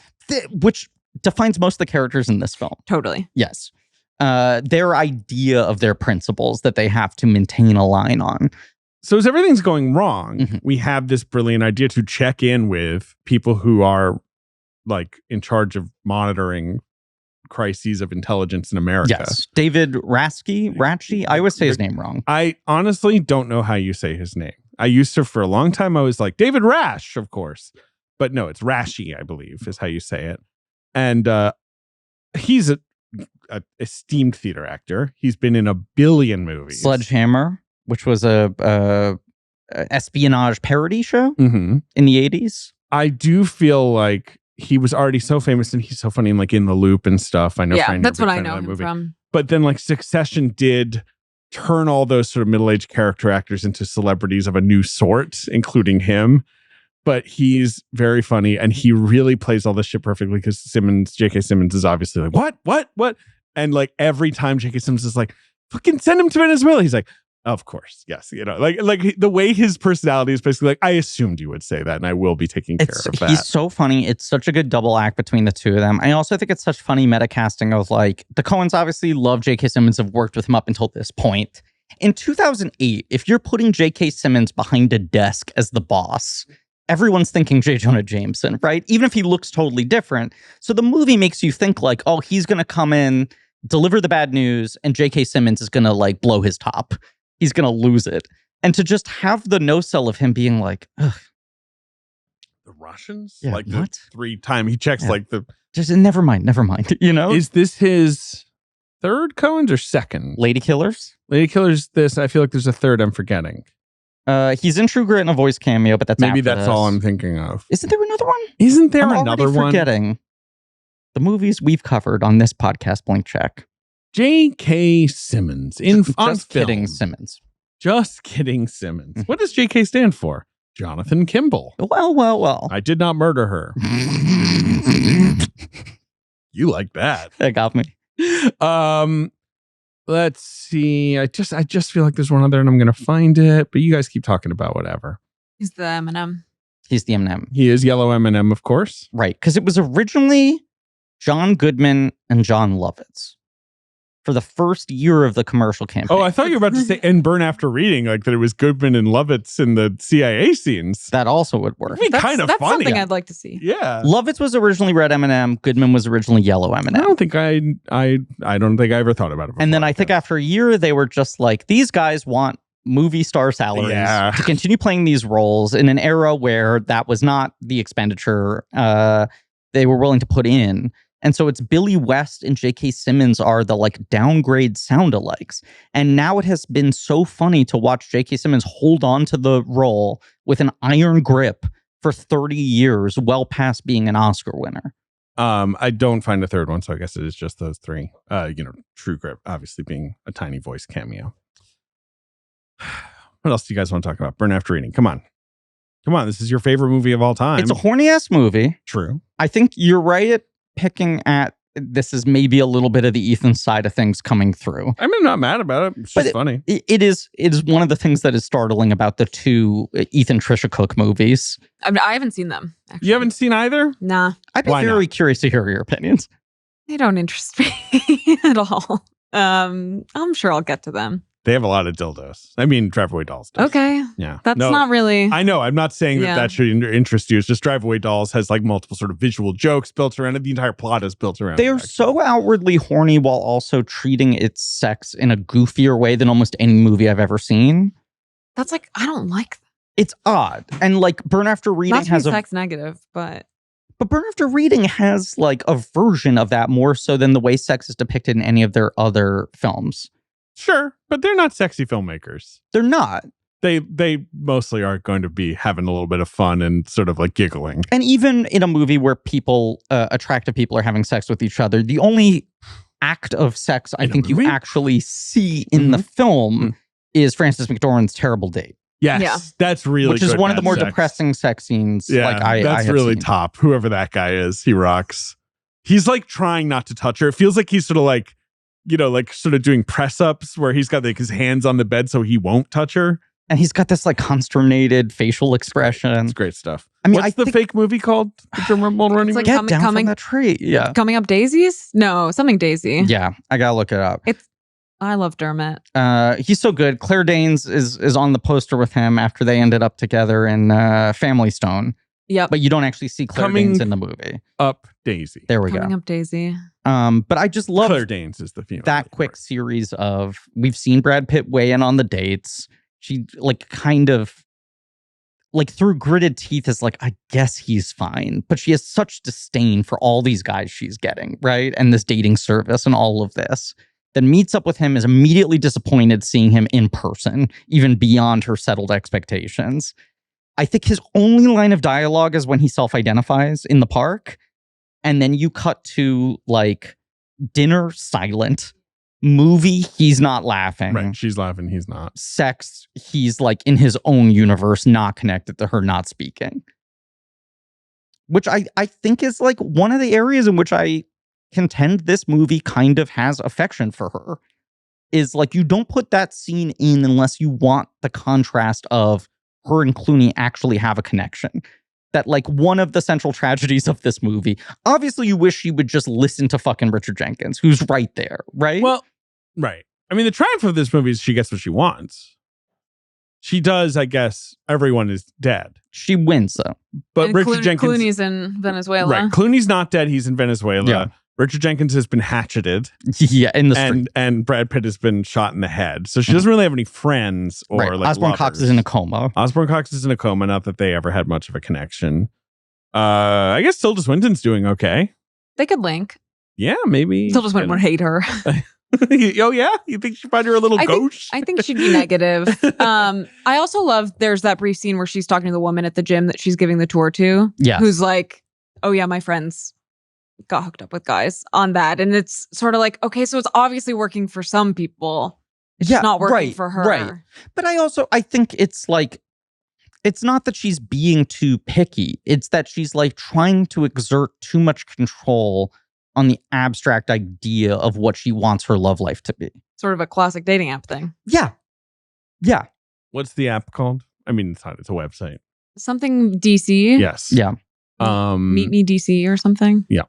You say the thing of like Pitt thinking, being a kind of more benevolent Walter, or at least a friendlier Walter, his move in the scene in the car, and I guess he does it over the phone as well, but certainly in the car scene, where he clearly thinks that Cox is going to be rattled by him knowing his name. And so he just keeps repeating it with increased intensity, as if just saying it is going to make him go like, oh shit. And anytime Malkovich kind of like traps him in a logic corner, he just resets to, back. Well, Osborne Cox. Appearances can be deceptive. Right. The way I don't think so, Osborne Cox. He just keeps starting and ending sentences with it. The thing is, Osborne Cox. The way he's so startled by getting hit. Yeah. And then he goes into the car, Frances McDormand picks him up and she's like, where's the money? And he's like, and she's like, what happened? He's like, he hit me. It's really good. Also, you think that's a Schwinn is the only thing that makes him break his act. And then his like absolute panic, not at being punched, but at like, that thing was only back there with a kryptonite lock. You can break through that thing with a Bic pen. It's a very, it is funny to look at Pitt at that moment where it's like the year before is Ocean's 13, Jesse James. This year is Benjamin Button. The year after is Inglourious Bastards. There's funny stuff in all those performances, except for Jesse James. It's not a very funny movie. That's pretty serious. He's got funny stuff. Yeah, but he's light. Yeah, right. But like those are very serious movies by and large. Not so much Ocean's 13, I guess, where he's like playing pretty tough guys, right? Like by and large. And then like in the middle of that, he has this. And then he had a break and then Tree of Life Moneyball. And it was like, fuck, Pitt. And then it's kind of like, forget it for a while. I mean, obviously his personal life disintegrates. That? Right. Remember that one? I mean, yeah, War Machine is way later. I mean, it's sort of like, it's Allied and stuff that you can kind of debate. And Griffin loves to debate Allied, of course. Yeah. Fury, like that, where it's sort of like he plays super stoic, like World War Z, Fury, Allied. You know what I mean? Where it's like, I don't like those performances that much. I don't like, none of those performances register that hard for me. I've never seen World War Z, but that feels like an ultimate example of him just being like, gotta get the zombies. Do I need a Jason Bourne? Right? Like, that he had been pushing himself so hard for a decade plus to do unconventional stuff, work with interesting people, get more like sophisticated movies made at a higher budget level, that he clearly was like, do I need a tentpole to like reset my forward value?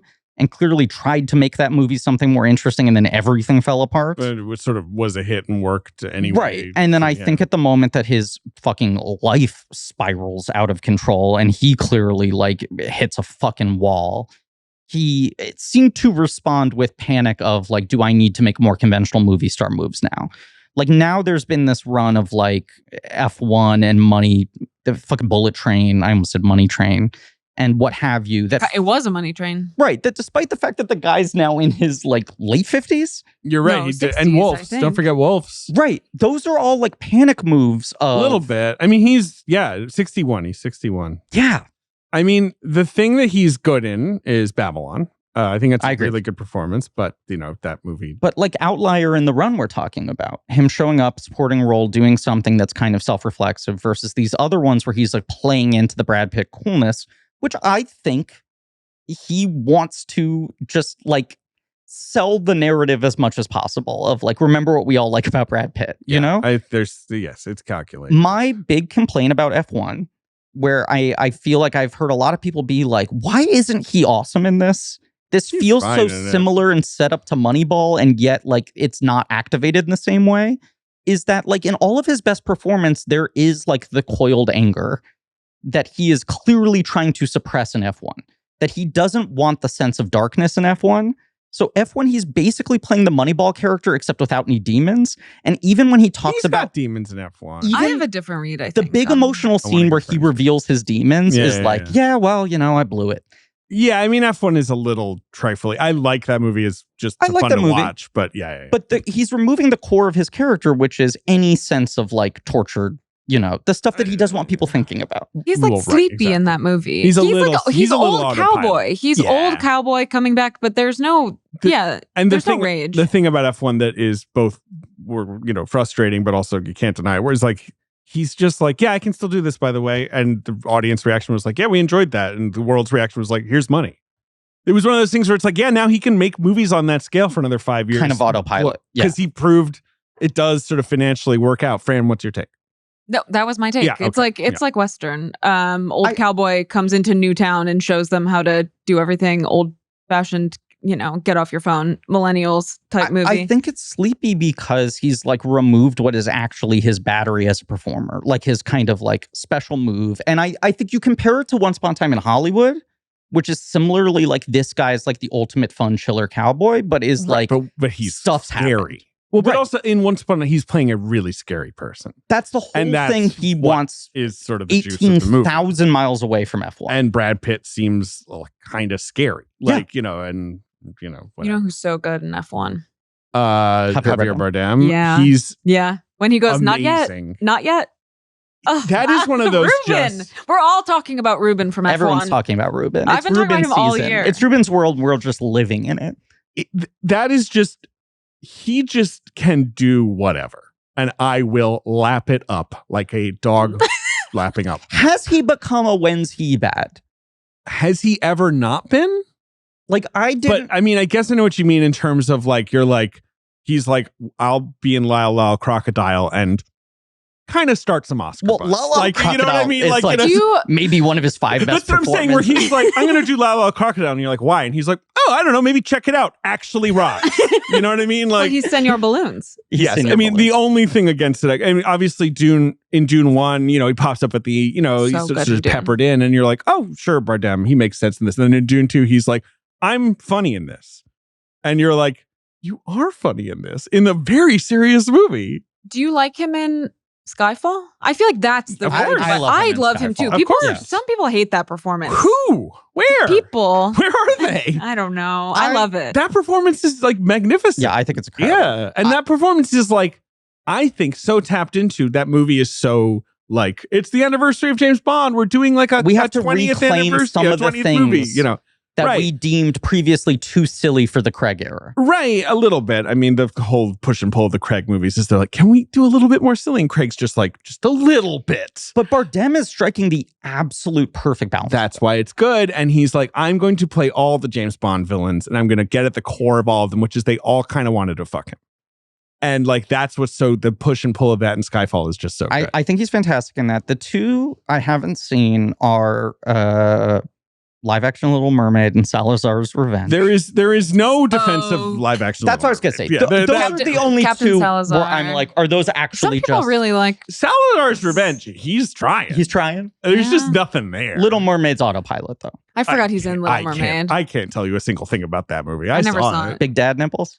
Yeah, What? well, that's apparently a thing I said. When we did our episode on the animated Little Mermaid, David said something to the effect of, you know how King Triton has big dad nipples? Sure. I guess I know exactly what he's in talking the cartoon about. I said that. In the yeah, cartoon right? That's you right, said what I was that. And you're yes, like, does Javier Bardem have them in the movie? Right. Yeah. Right. Does he have those pepperonis? And I think he doesn't. Those pop-up pepperonis. It's just so funny when he's like, I did it because my children would like to see that movie. And I'm like, your kids don't want to fucking see that movie. No. They don't want to see you play King Triton. They want to see some other shit. You know They what they want to see watch? Senor Balloons. They want to watch animated Little Mermaid. Probably, exactly. Yeah. But he is late, kind of crushing it. I would love to see what he does next. I mean, counter to everything we're saying, Pitt like finds a different motor in this that is incredibly fun and is not tied to any darkness whatsoever. Like, this is a guy who does not consider darkness. It is incredible how thoroughly he like nails this guy's entire worldview. As you said, as embodied with. And he's probably only in it for 10 or 15 minutes. Like, everyone is just. Well, and any darkness in the movie really upsets him. He's like a clown. He feels it all like so purely when he's yelled at. Right. I mean, and it's like, it's what makes this character worthy of judgment is like, if the documents were as important as they think they are, what they're doing is actually very fucked up. I'm not even saying what McDormand and Pitt are doing in an unpatriotic way, right? No, it's just kind of insane because they're like, let's threaten him. That didn't work. What is the address of Russia here? Like, let's just go present this to Russia. They're out of their depth, and the files are like a nothing burger. Yeah, but in their mind, they could be handing over nuclear codes. Which is just like, if your sense of like self-importance is more important than like global safety. It doesn't reflect super well on your moral balance. Oleg Krupa, very, very funny. The guy who plays the Russian guy. Love him. Yeah. No? Yes, Fran? Yes. Another line reading I love where he goes, so you are not ideological. Oh, yeah. Where he basically just calls them out for having no feeling whatsoever about what they're doing. There's nothing at stake for you. Yep. Yeah. Jenkins, who this is his third Coen's, right? He's in Intolerable. No Country. Sorry, Man Who Wasn't There. Yeah. And Intolerable. That sounds right. Yeah. And he is desperately sad. Yeah. In the film. Also, I want to assume his gym is just like in total shambles because two of its highest level employees are basically never there. But I don't know if there's much more to say about him except that, like, of course, he gets killed with a hatchet trying to steal shit for a girl he has a crush on. He's at the not end there. Of the movie. And Representing hard bodies. Right. Basically, his final words are, "She's not a moron." Right? Like, he then says no as Jenkins, as Malkovich comes towards him. Mm-hmm. Right. But like, all this character wants to do is defend McDormand's honor. You are a special person. Why don't you see that in yourself? Defend You her are from worthy plastic of love. surgery and from, whatever. Right. Bad boyfriend. That's the root of it. Is like, you are worthy of love, and she thinks she is not, and that she could not possibly be unless she gets these multiple procedures done. What right? happens? Yeah. Do you think she's happy after this movie? I hope so. Possibly. I was going to say, you saying Pitt's only in like 10 to 15 minutes of the movie. He enters pretty late because McDormand doesn't come in until like 15. I think he comes in around like 25 minutes. A thing I like about this movie is it does have a kind of like relay race narrative structure where the lead is constantly changing who's pulling you forward in the story without it being like a Traffic-esque, here are multiple timelines kind of thing. McDormand is probably the closest thing to a true lead. Yeah. Clooney is top billed and he's sort of the lead, but Clooney's also kind of like second fiddle to everyone he's in a scene with. That's what I'm saying. Like, each scene has a lead. No, I know what you're saying. And then very often the scenes are grouped together and you're like, for these like 6 minutes, you're riding it through them. It is the one Coen Brothers movie where I do kind of buy that they're like, yeah, we just kept writing. Like, we thought what other funny shit could happen. And then we thought what other funny shit could happen. And we were just thinking of what cool actors could play what crazy parts. And like, we've sort of fit it all together. It does, the relay thing that you're saying, it does have that energy. Yeah. Yeah. It has an economy too, which is great. It's not overstaying its welcome. It's not hitting any beats too hard. It is a gorgeous 96 minutes long. A worse movie would have way more Pitt because they'd be like, "Oh, this he's guy's so funny." Crushing. We got to that performance stays so good in part because there's so little of it. Yeah. Yes. I also I just like that. I think what is interrogating the sort of anger in this movie, as we're saying, is like, is there a fundamental problem in modern government structures where this becomes a position of like social capital versus the idea of these people being like public servants? Like, is this like part and parcel with why our government is constantly failing its people?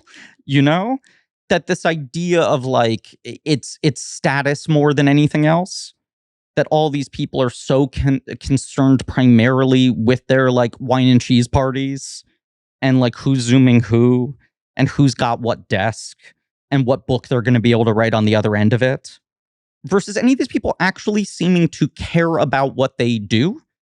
Their ideology is just themselves. Absolutely. And even like Cox, who, he is the lead for like the first 10 minutes of the movie when we're really sitting with him, has this sad moment where he's talking to his like completely psychologically gone father. And even when he's starting to dictate his mem-waah, where he is talking about who he thought he was going to be, right? That he wanted to be one of Moreau's boys and he wanted to like kind of shake. We were young and there was nothing we could not do. Right. And he's like, and it's not what you would have done, Dad, but it's different today than it was when this idea that he like entered it too late and he used to be idealistic about it. But yet all he wants to do is just like have people view him as important. That's all an extension of that versus any idea of like, this is what I believe. I used to believe I could do for the people. I also just want to call out the mem-waah bit is exactly how my mother talks. She's now made a paywalled Patreon appearance on our Die Hard with a Vengeance episode. That's true. Briefly. Yes. And I forget what the version of it was, but I called it out. But my mother, who is French, but speaks with like a pretty mid-Atlantic accent, will just fall into like, and what genre would you say the movie was? What? Right. Well, your mother has French heritage. As I said, but she doesn't speak with any French inflections. Mm-hmm. And then if she is using a word that is part of the American vernacular, but has French origins, she pronounces it so hard. I love that. Yeah, it's great for her. Before we begin to wrap up, you wanted to talk about the Theater of the New Year, and I don't want to forget about that. Oh, yeah. I just think that this is something that Blank Check listeners should be aware of and would probably like. And was vaguely around the same time. It was in sort of 2005. This, it was a sound play created by Carter Burwell, correct? And the Coen brothers. Charlie Kaufman. Yes. But Carter Burwell was the one who sort of brought both of them in. I think it was his idea to begin with. He does the music for both. Okay. For both of them. Well, actually, there were 3. It's a little confusing. So there were a few performances of this. The main ones, of which there is a recording, I think this is the New York performance, is 2 sound plays. They're basically radio plays that were performed on a stage. But like with live Foley work and sort of the idea to do a throwback to an earlier 20th century form. Yeah. Yeah, the first one is called Sawbones by the Coen brothers, which is about a frontier veterinarian television show that is sort of one perspective, and then there's a woman, like a housewife, who watches the show, who falls in love with a traveling salesman, and her husband, who's like in a fire watchtower. And then the second play is the Charlie Kaufman play called Hope Leaves the Theater, which I think is among his best work. Pardon me for telling tales out of school here, but this Charlie Kaufman play, I'm told that it broke the fourth wall somewhat. It did. Well, stepped out of its own reality. And it makes one of the running jokes in it, which I think is very funny, is that Charlie Kaufman has died, and this play was the last thing that he wrote. And so you have Meryl Streep like tearfully on stage, breaking character, eulogizing to talk about how this was the last thing he wrote. And am I mistaken for thinking that Anomalisa came out of a later iteration of Theater for the New Year? Yes, correct. Yes. The Coen's been recorded. Play Sawbones was replaced with Anomalisa in LA when they staged it in LA. Yes, it was a 30-minute version, and then but it had Thewlis, Newton, and Jennifer Jason Leigh, so it had the cast of the eventual movie. Right, and in Charlie Kaufman's frustration of not being able to get another movie made after Frank or Francis fell apart so many times, Dino Stamatopoulos, who had started his stop motion studio, was like, "What if you adapt that?" And Anomalisa was supposed to be just a 30-minute short at first, and then they went to Kickstarter and raised enough to make it a feature. Very, very, very cool shout out. Those things are absolutely worth listening to. 100,000%. Meryl Streep sings in it. Yeah. Also, just, I mean, all the kind of Coen Brothers miscellaneous stuff, we keep on sort of scanning around for like, is there something interesting to scrap together to do a bonus episode on Patreon? And none of it really feels episode worthy. But of the stuff we're not covering, I would almost recommend that most strongly. So is it listenable? Like, can you find it? Yeah, it pops up on YouTube every so often. I'm not sure. I haven't checked today if you can find it there. It was only broadcast on Sirius like once. Wow. Yeah. But there are MP3s of it. Yeah, I just downloaded it. It's around. Oh, you already downloaded it in the time between asking? Yep. But so many of like the theater projects and whatever are like Ethan's solo things. The fact that this is one of the only Joel and Ethan co-written things for a different medium is interesting in and of itself. David's biting his nail. I mean, I do that all the time. It's been something I've been doing since I was a very little boy. Pediatrician told me a long time ago that it's no different from any other self-harming behavior, and I really should look into it. Still doing it 39 years. Was your pediatrician Tilda Swinton from this movie? Yeah. I mean, he said it in a nice way, but he was like, you're aware of like what self-harm is, right? That's what you're doing to yourself. Because I like tear the cuticles up and stuff. And he was like the sort of the psychological principle of what's happening. It's the same basic thing. And I was like, okay. What age were you? I was probably like a teenager. It is fascinating that you remember this verbatim. Oh, yeah. Unpacked it so quickly and still do it. There's been like a couple times in my life that I've successfully kicked nail biting for like a longer than like whatever, a few days. and then something will make me anxious, and I will That's start life. unconsciously doing it. Thank you. I mean, I've gotten married and like maintained a career. 2 things my mother told me would be really at risk if I kept biting my nails. Yeah. So take that, Mom. I take it back. I'm going to buy her a 4K if I know where I'm going. Yeah. The Criterion's putting it out. As you said, this movie didn't have much Oscar juice. It gets the SAG nomination, but that's very much a classic SAG. Hey, it turns out that 6 of the top qualifying movies aren't eligible. Or not SAG, I'm sorry, WGA. There are always a couple weird WGA nominations because other things were disqualified per their specific rules. BAFTA went through it more hardly, but Pitt in supporting, which kind of would have been the obvious play, is overshadowed by Benjamin Button the same year. Tilda had just won. Yes. Sort of a bad Oscar year after an incredible one. Yeah.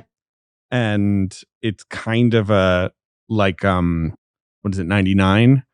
Where you're like, what a great movie year. And then you look at the Oscars and you're like, why did the Oscars not understand that? And 2008's a sort of similar one where you're like, I mean, there are some decent nominations, but obviously it's the one that leads to the multiple nominations. I was going to say, I will never miss an opportunity to say that. It is the year that breaks the Academy Awards. Where they're like, if you guys aren't going to fucking, I mean, but it's not just Dark Knight and WALL-E, which are obviously the big 2. I put Gran Torino in there as well. I think all 3 of those movies. Right. Big hits that audiences were like, we liked that. And the Oscars are like, Frost and Nixon. You understand me? Here comes the They talked to each other. Yeah. I like Frost Nixon. Wow. Have you seen it recently? No. It stinks. No. I like Peter Morgan. I'm a slut for that stuff. Yeah. But it's not very good. I'm just reading over these nominations. Ooh, you know what's in here? Revanche. Ever seen that? Yeah. That movie's good. That movie's good. That's actually crazy that got a Best Foreign Language. I was going to say that was a foreign film. That was one of those like, oh, weird. They nominated something cool. Once in a while, they'll sneak a coolie in there. They've overhauled the whole process, and now I think it's a slightly better field. Yeah. But certainly, like before 2015, if something that actually was kind of awesome got in, it was astonishing. I think you had to like be 95 to vote for that category back then. You know what I mean? Like, obviously I'm joking, but like because you had to watch all the movies, it was all retaires who were watching it. My memory is that in order to vote in that category, you had to attend screenings and check in that were marathons. So it did have to be retirees because it was like Monday through Friday, you're going to have to show up at the Academy and watch 5 foreign language films in a row and check in to prove you've seen all of them before you vote. And anyone who was busy wouldn't do that. Right. Shall we play the box office game? Are there any other things we want to talk about before I do? This movie makes me laugh really hard. I think it's really funny. Francis? You know who's great in just one single scene is the guy serving George Clooney with the divorce papers, who he tackles in the street. That guy's great. I mean, he's the Ugly Betty guy. What's his name? I couldn't remember who he was. I meant to look it up while watching, and then forgot. He's in a bunch of other stuff. Wait, the guy who serves the papers at the bar, or the guy in the Kevin Sussman? Kevin Sussman is the guy I'm thinking of. What's the name of the firm he keeps talking? I don't know, but it's just funny how mean he is. Yeah. He's phenomenal. I think of him as the wet hot guy, of course. Also great and wet who hot, can control the weather with his hands. Oh my God, of course. I mean, he's in a million things. And has made like $8 trillion from Big Bang Theory, and I think now is the star of a Big Bang spinoff. I saw young Sheldon once on the street. Really? How is he looking? What age? Youngish. Youngish. This was the problem. That's why the show's not on the air anymore. I will say, they took it away from him. I saw Life of Chuck. It's not like Tremblay's bad in it. Yeah. But I do think I'm like, can Tremblay, I think I need him to wait a few more years for when fully adult Tremblay. Bury Tremblay. They do. In that movie. I went to that to see Tremblay. He's barely You've got your like Tremblay penance. They sold me a Tremblay picture, and here I am waiting until the last 2 minutes. You know, that movie, honestly, whatever they would sell you on it, you'd probably end up being disappointed because it's got so much shit going on. That was a real challenge to market, and yet I think they maybe settled on only the worst approaches possible. That it's like, Tom Hiddleston's going to hoof it up in this movie. It's a Hiddleston soft shoe picture, and you're like, boy, are you going to be really confused for the first 45 minutes of this movie. And then very happy, and then confused. And then back to being confused. Ooh, but you know who's so good? Lillard. Lillard is phenomenal. He's in that amazing. thing. Talk about a great one scene performance. Yeah. Like a real journey. The kind of performance that feels like it's a Coen's thing of just like letting an actor you're very familiar with, but you've never seen get this kind of runway, go on a full journey and show you an entire life within one scene. The other guy I like, he's a two-scener in this, but Tilda Swinton's divorce lawyer. Oh, yeah. Who loves the kind of excitement of the idea that he's not in the Beltway, but he's adjacent to it. Yeah. And the comings and goings. Yeah, you can be a spy too. And then what's the thing where he brags about who his wife saw out at dinner? I don't know. He's a really good performance. Anyway. Also the book, the children's book, the TV sequence, that's very old-fashioned Coen Brothers. Like Bruce Campbell should probably be in that. Okay. The film made 60 domestic, 168 worldwide. The worldwide number really does feel like your kind of George Clooney, Brad Pitt number of like, it does not matter what the movie is. Right. Back then, they are going to just get you something. But this movie had good marketing materials. It did. It wasn't a total hide the ball, but it was a kind of like reconfigure the elements in a way that is a lot easier to digest. It's funny, though, that they did not go for like, I mean, the classic poster was that red poster, the sort of cartoony without their faces on. with no floating heads. It's like a Saul Bassey, but giant yellow star names. And then, right, the faces only come in on like the home video release. Number one at the box office on September 12th, 2008. Never forget. Opening to $19 million. What do you think? This is number two. So one. It is number one. Burn After Reading is number one. Right. Number 2 to 4 are also all new movies. This is a 4 new movies top 5. I think it's the other thing that made it surprising that this performed so well. It was not an uncompetitive weekend and it tripled its opening weekend. But it is that early September, slightly more fallow feel before the big Oscar movies are coming. The other 3 movies are just like 3 really different offerings, I will say. So number 2 at the box office is it's a work from a director who would produce 1 to 2 new movies a year, and it's in his dramatic vein rather than his comedic vein. Okay, you do 1 to 2 movies a year. Okay, so it's a Tyler Perry, but it's not a Medea. But he would have a non-Medea. He would have his weekends that he staked out, and I'm sure they thought he was going to own this weekend. Well, he was like a September his guy thing was and like a February guy. September. Yeah, exactly. okay, right. So this is a dramatic one, and it's not a Medea. It's not a Medea, but Tyler Perry is in it. Is it among the ensemble? So it's not I Could Do Bad All By Myself? It is not about doing bad all by yourself. One Although Burn After titles. Reading could be called that. Yeah.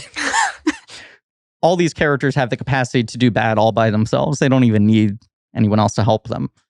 Tyler Perry is in the ensemble. It's not Daddy's Little Girls. It's not Good Deeds. It's neither of those. It is.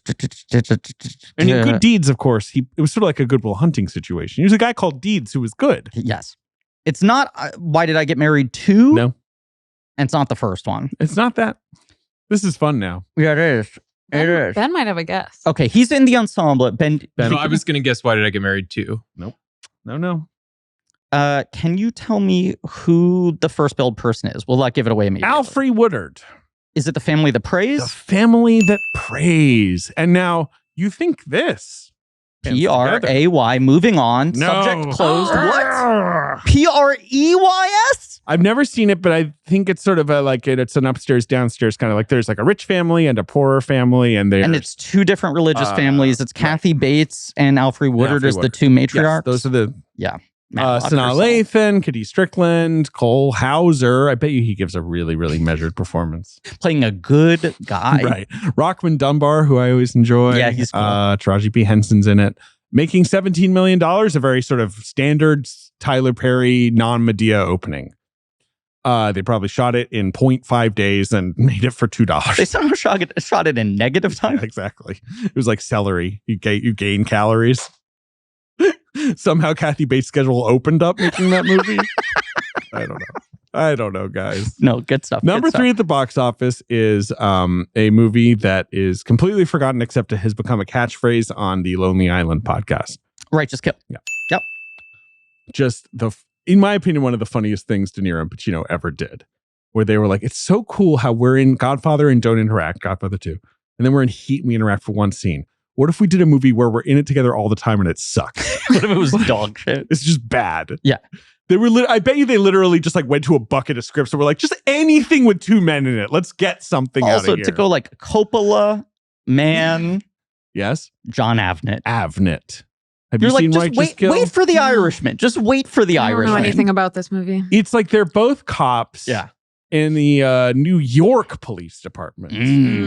And someone's going out there killing criminals. Yeah. And leaving poems by their bodies. Oh, no. So, but it's like the vigilante that they're hunting sort of seems to be on the right side of the law in a way. Righteous law. I've never seen it. It's a righteous kill. I've never seen it. I am sure one of them is doing it. I'm just not sure which. But Andy Samberg has a running bit since this movie came out of saying righteous kill instead of righteous. Like, oh, yeah, righteous kill. And now he's popularized it on the podcast. It's sort of a runner, how they talk about he tried to make it happen for 20 years. Now it actually has. And now it actually has.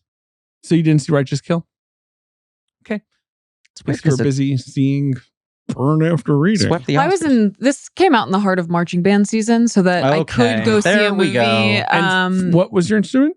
Percussion, of course. I actually don't. You don't I'm know not this. totally sure that I knew that. I played vibraphone actually. So I wasn't marching. I was like posted on the 50-yard line. But we had like a really robust pit percussion where there were like 20 of us. It was like 5 marimbas, 4 vibraphones, 2 xylophones. This a is timpani. So crazy. It's a huge thing in the Midwest. I know. It's like, I know. And it's cool to watch. Where they have people like roll stepping on treadmills in their free time. What was your school called? What was the school? Where did you go to school? Prospect High School. Cool. I'm sort of doxing myself, I suppose. Oh, we can cut that out if you don't want it's fine. No, people know where you went to high Go school. Knights. Go Knights. Number 4 at the box office. New this week. Not probably the least successful of these 4 films. Still made $50 million.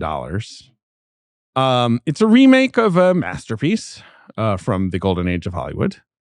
2008. Is it The Women? It's The Women. There we go. Can you tell me who played the women in The Women? Okay. Can you tell me? It's 5 women on the poster, obviously. How many do I have 3 of to them fill? are going. One of them is going phone. Yeah. I remember busy. being one of them is going photoshopped posters. Yes. Okay. Eva Mendes. Eva Mendes is there. Annette Bening. She's there. She's on the phone. Deborah Messing. She's going. Meg Ryan. She's going. And the 5th one. There's one I'm forgetting. Oh, it's good. The 5th one's a good one. It's not Jessica Biel, right? No. Give me a hint. Fish Mooney. Well, that's the biggest hint of all. I just wanted to say it. Let me quickly put her name in my mouth. Are you ready to sit down at the red table and announce who the 5th lead of The Women was? It's Jada Pinkett Smith. Yes. The film also has Bette Midler, Candice Bergen, Carrie Fisher, Cloris Leachman, Debbie Mazar, like Anna Gasteyer. Like it was kind of like clearly going for that First Wives Club, like everybody come, have fun. And it just, I remember it being like kind of annoying and bad. It was a development hell movie for like 20 years to do an all-star The Women remake, and it ended up being made by isn't it the Murphy Brown? Yes, Diane English, who is, a legend in her own right. Sure. But I think by that point, no offense to her, was a little cooked. Offense taken. Yeah, I guess so. A woman is cooked? Like she should be cooking in the kitchen? You sound like the witch from Hansel and Gretel trying to cook a young woman. In an oven. Is he trying to cook children? A young woman. I love the new take on Hansel and Gretel being, that was a young woman in STEM that you tried to cook. Gretel had all kinds of aspirations. That's probably how they're going to do it next. Everything is so child and STEM. God, it'll be so STEM heavy. The Woman, number 4. Number 5 at the box office is a film that I think had just done like a 1-month run at number 1 for pretty much all of August. Tropic Thunder? It's Tropic Thunder. Yeah. Which has made it to $102 million. Because that dethroned Dark Knight basically on a 1-month run. Dark Knight is at number 7. Number 6 is The House Bunny. Sure. Which was sort of like a solid hit. Sleeper hit. Yeah. Number 8, dropping from number 1. So I think Tropic Thunder jumped the week before. To number 8 is the Nicolas Cage film Bangkok Dangerous. Quite a poor film, and also historically one of the lowest number 1s of all time. It was one of those like $4.8 million number 1s exactly. or whatever. Number 9 is Traitor. Is that the Don Cheadle movie? Yeah, which is not bad. Right? Never seen. Guy Pearce. Yeah. based on an idea by Steve Martin. Yes, right. Weirdly. Number 10 at the box office is the remake of Death Race, which is, I think, a Paul W.S. Anderson that I haven't seen. Oh, it is a movie that fucking rules. Okay, I got to see that one sometime. It is so good. It's kind of Death Race, but it's more like Twisted Metal Mario Kart. Great. Yeah, that sounds fun. Oh, I never saw his from earlier this year. Land of the... I was not a fan of that one. Oh. I think he is getting... We got to take the volume away from him. Yeah. You know what I mean? Like, and a lot of these kind of mid-budgety genre guys, I'm worried that they're going to get lost in like CG Death land. Race is super practical. Part of it is that they build like power-ups onto the Death Race course, so it has like That's hitting so mushrooms cool. and shit. And Joan Allen plays like the prison warden who's like creating the Death Race. And You already had me, and then you say Joan Allen is in the mix. Wait, she has a scene. Griffin. Can Joan Allen play kind of like a steely boss lady? Is that something that's in her repertoire? David, she has a scene where she's freaking out that like, oh my God, they're beating the system. How is he doing this, right? We're supposed to have them under control. And she says like 14 curses in a row. That feels like it was just a dare to see if they could get Joan Allen to say it. Yeah, it's incredible. Wow, this movie is set in New York in the year 2020. It rules. I wonder if anything else happened. It's also technically a Lego sequel to the original rather than a remake. That's fun. It starts with the Frankenstein character, the Carradine character from the original. Right. And Koopa Troopa's in it? Yeah. Cool. Just to close out on Burn After Reading, it did premiere at, it was the opening film of the Venice Film Festival that year. And indeed, it was a solid hit. Its listed budget is about $37 million. Okay. But still, obviously, was very successful. And indeed, and as we noted, the reviews were a little mixed and a little heavy on the it's so sadistic. It's also just coming off of their fucking peak. And I think there's this like this back and forth we've talked about many times now of like the Coens make like a serious transcendent film. And then people are like, why are they doing a larky comedy now? There was a little bit of that, you know? Next up, of course, for us is A Serious Man. What's that I hear in the distance?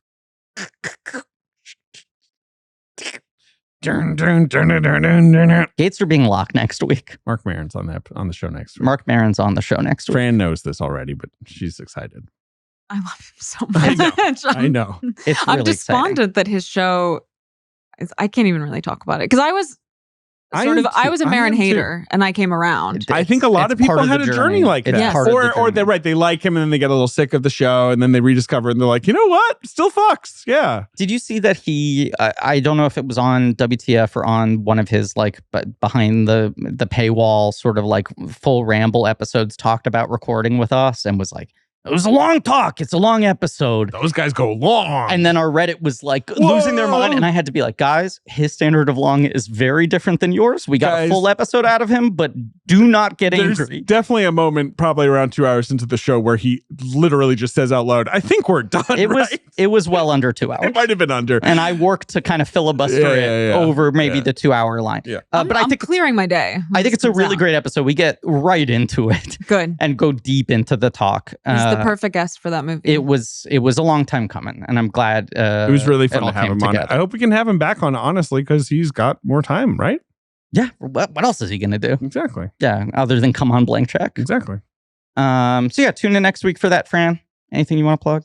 Yeah, Fran, what's up? You work at New York Magazine? It's my first time on here in a long time that I've not been begging for a job. Yes. Because I have one. You're crushing it. Yeah. You're busy. I'm busy. Go to dinner with me more often. I will once I get to the next month of my life. Right, you're also getting married. I'm also getting married in a matter of days, ultimately. Yes. Congrats. Thank you so much. I'll plug Being in Love. It's a good plug. Yeah, and my work for New York Magazine and Vulture and Fran Magazine. But still going strong. Going strong, still at it. Mm-hmm. And I'll plug Getting 8 Hours of Sleep, which hopefully I'll return to very soon. Fran, it's the best shit in the world. I think it's going to change my life. It's unbelievable. I'm looking forward to the day where you have to Anna Wintour style announce your successor at Fran Magazine. Yeah. Who is the future Nepo baby, the equivalent, the Black Label Nepo baby like Louis Malle and Candice Bergen's child that you will someday hand over Fran Magazine? That's a great question. Be the Nepo baby you want to see in the world. Can we will one into existence now? Yeah, I'm sure they're at a very expensive preschool right now. But it's got to be someone like 35 years younger than me. So maybe someone who doesn't totally exist yet. Maybe if like Michael Haneke and Sydney Sweeney want to get on it. Is Haneke retired? What's up with him? He seems to be going to do one more. I think he's maybe retired. He's 83. He's pretty old. Oh. Yeah. Sorry, I'm not trying to bum you out. No, it's okay. That's okay. The White Ribbon too. Wait a second. I'm seeing here Michael Haneke, The Ninth Continent, attached to Underworld: Return of the Lycans. How great would it be if he's Haneke circling Flash reboot? He's just circling it. He has a take. There really isn't like a cursed project like that anymore. Like for so long, we had like Crow reboot, Suicide Squad 2. There'll The be Flash. something eventually, but yeah. But is there? That's such a good point. Right? There's not the one like, hey man, don't sign up for it. We need movie. a poisoned chalice to return to Hollywood for like every director to be like, Chalice drought. can I figure this out? We actually like worked those things out of our system, and now we need a new little ones. bit. Damn. A little bit. But now it'll be like the Candyland movie or whatever. It'll be some fucking board game. Yeah, Michael Haneke's gonna do Hungry Hippos. They're so hungry. The hippos are so hungry. Thank you for being here. Thank you all for listening. Please remember to rate, review, and subscribe. Hey, thank you to Ben Frisch for jumping in. Thank you, Ben. Hosley back in full form. Feel next better, week. Ben. Yeah. I hope ice cream tastes good again to you soon. I guess. I'm sure he's not listening. And as always, now we can just focus on writing our memoir. Mem-waah. Memoir. I have to pee, Griffin. I have to poop. Oh, well, then I'm going to. Okay. I'm just gonna get out.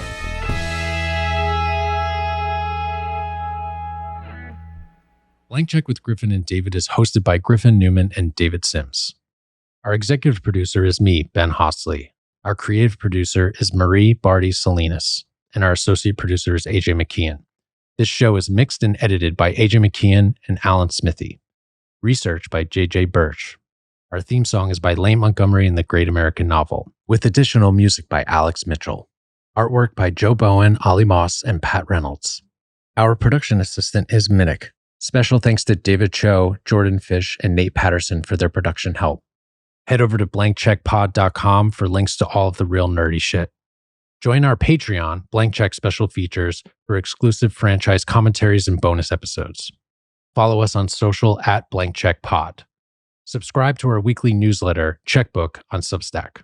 This podcast is created and produced by Blank Check Productions. Someone just said, here's what I found.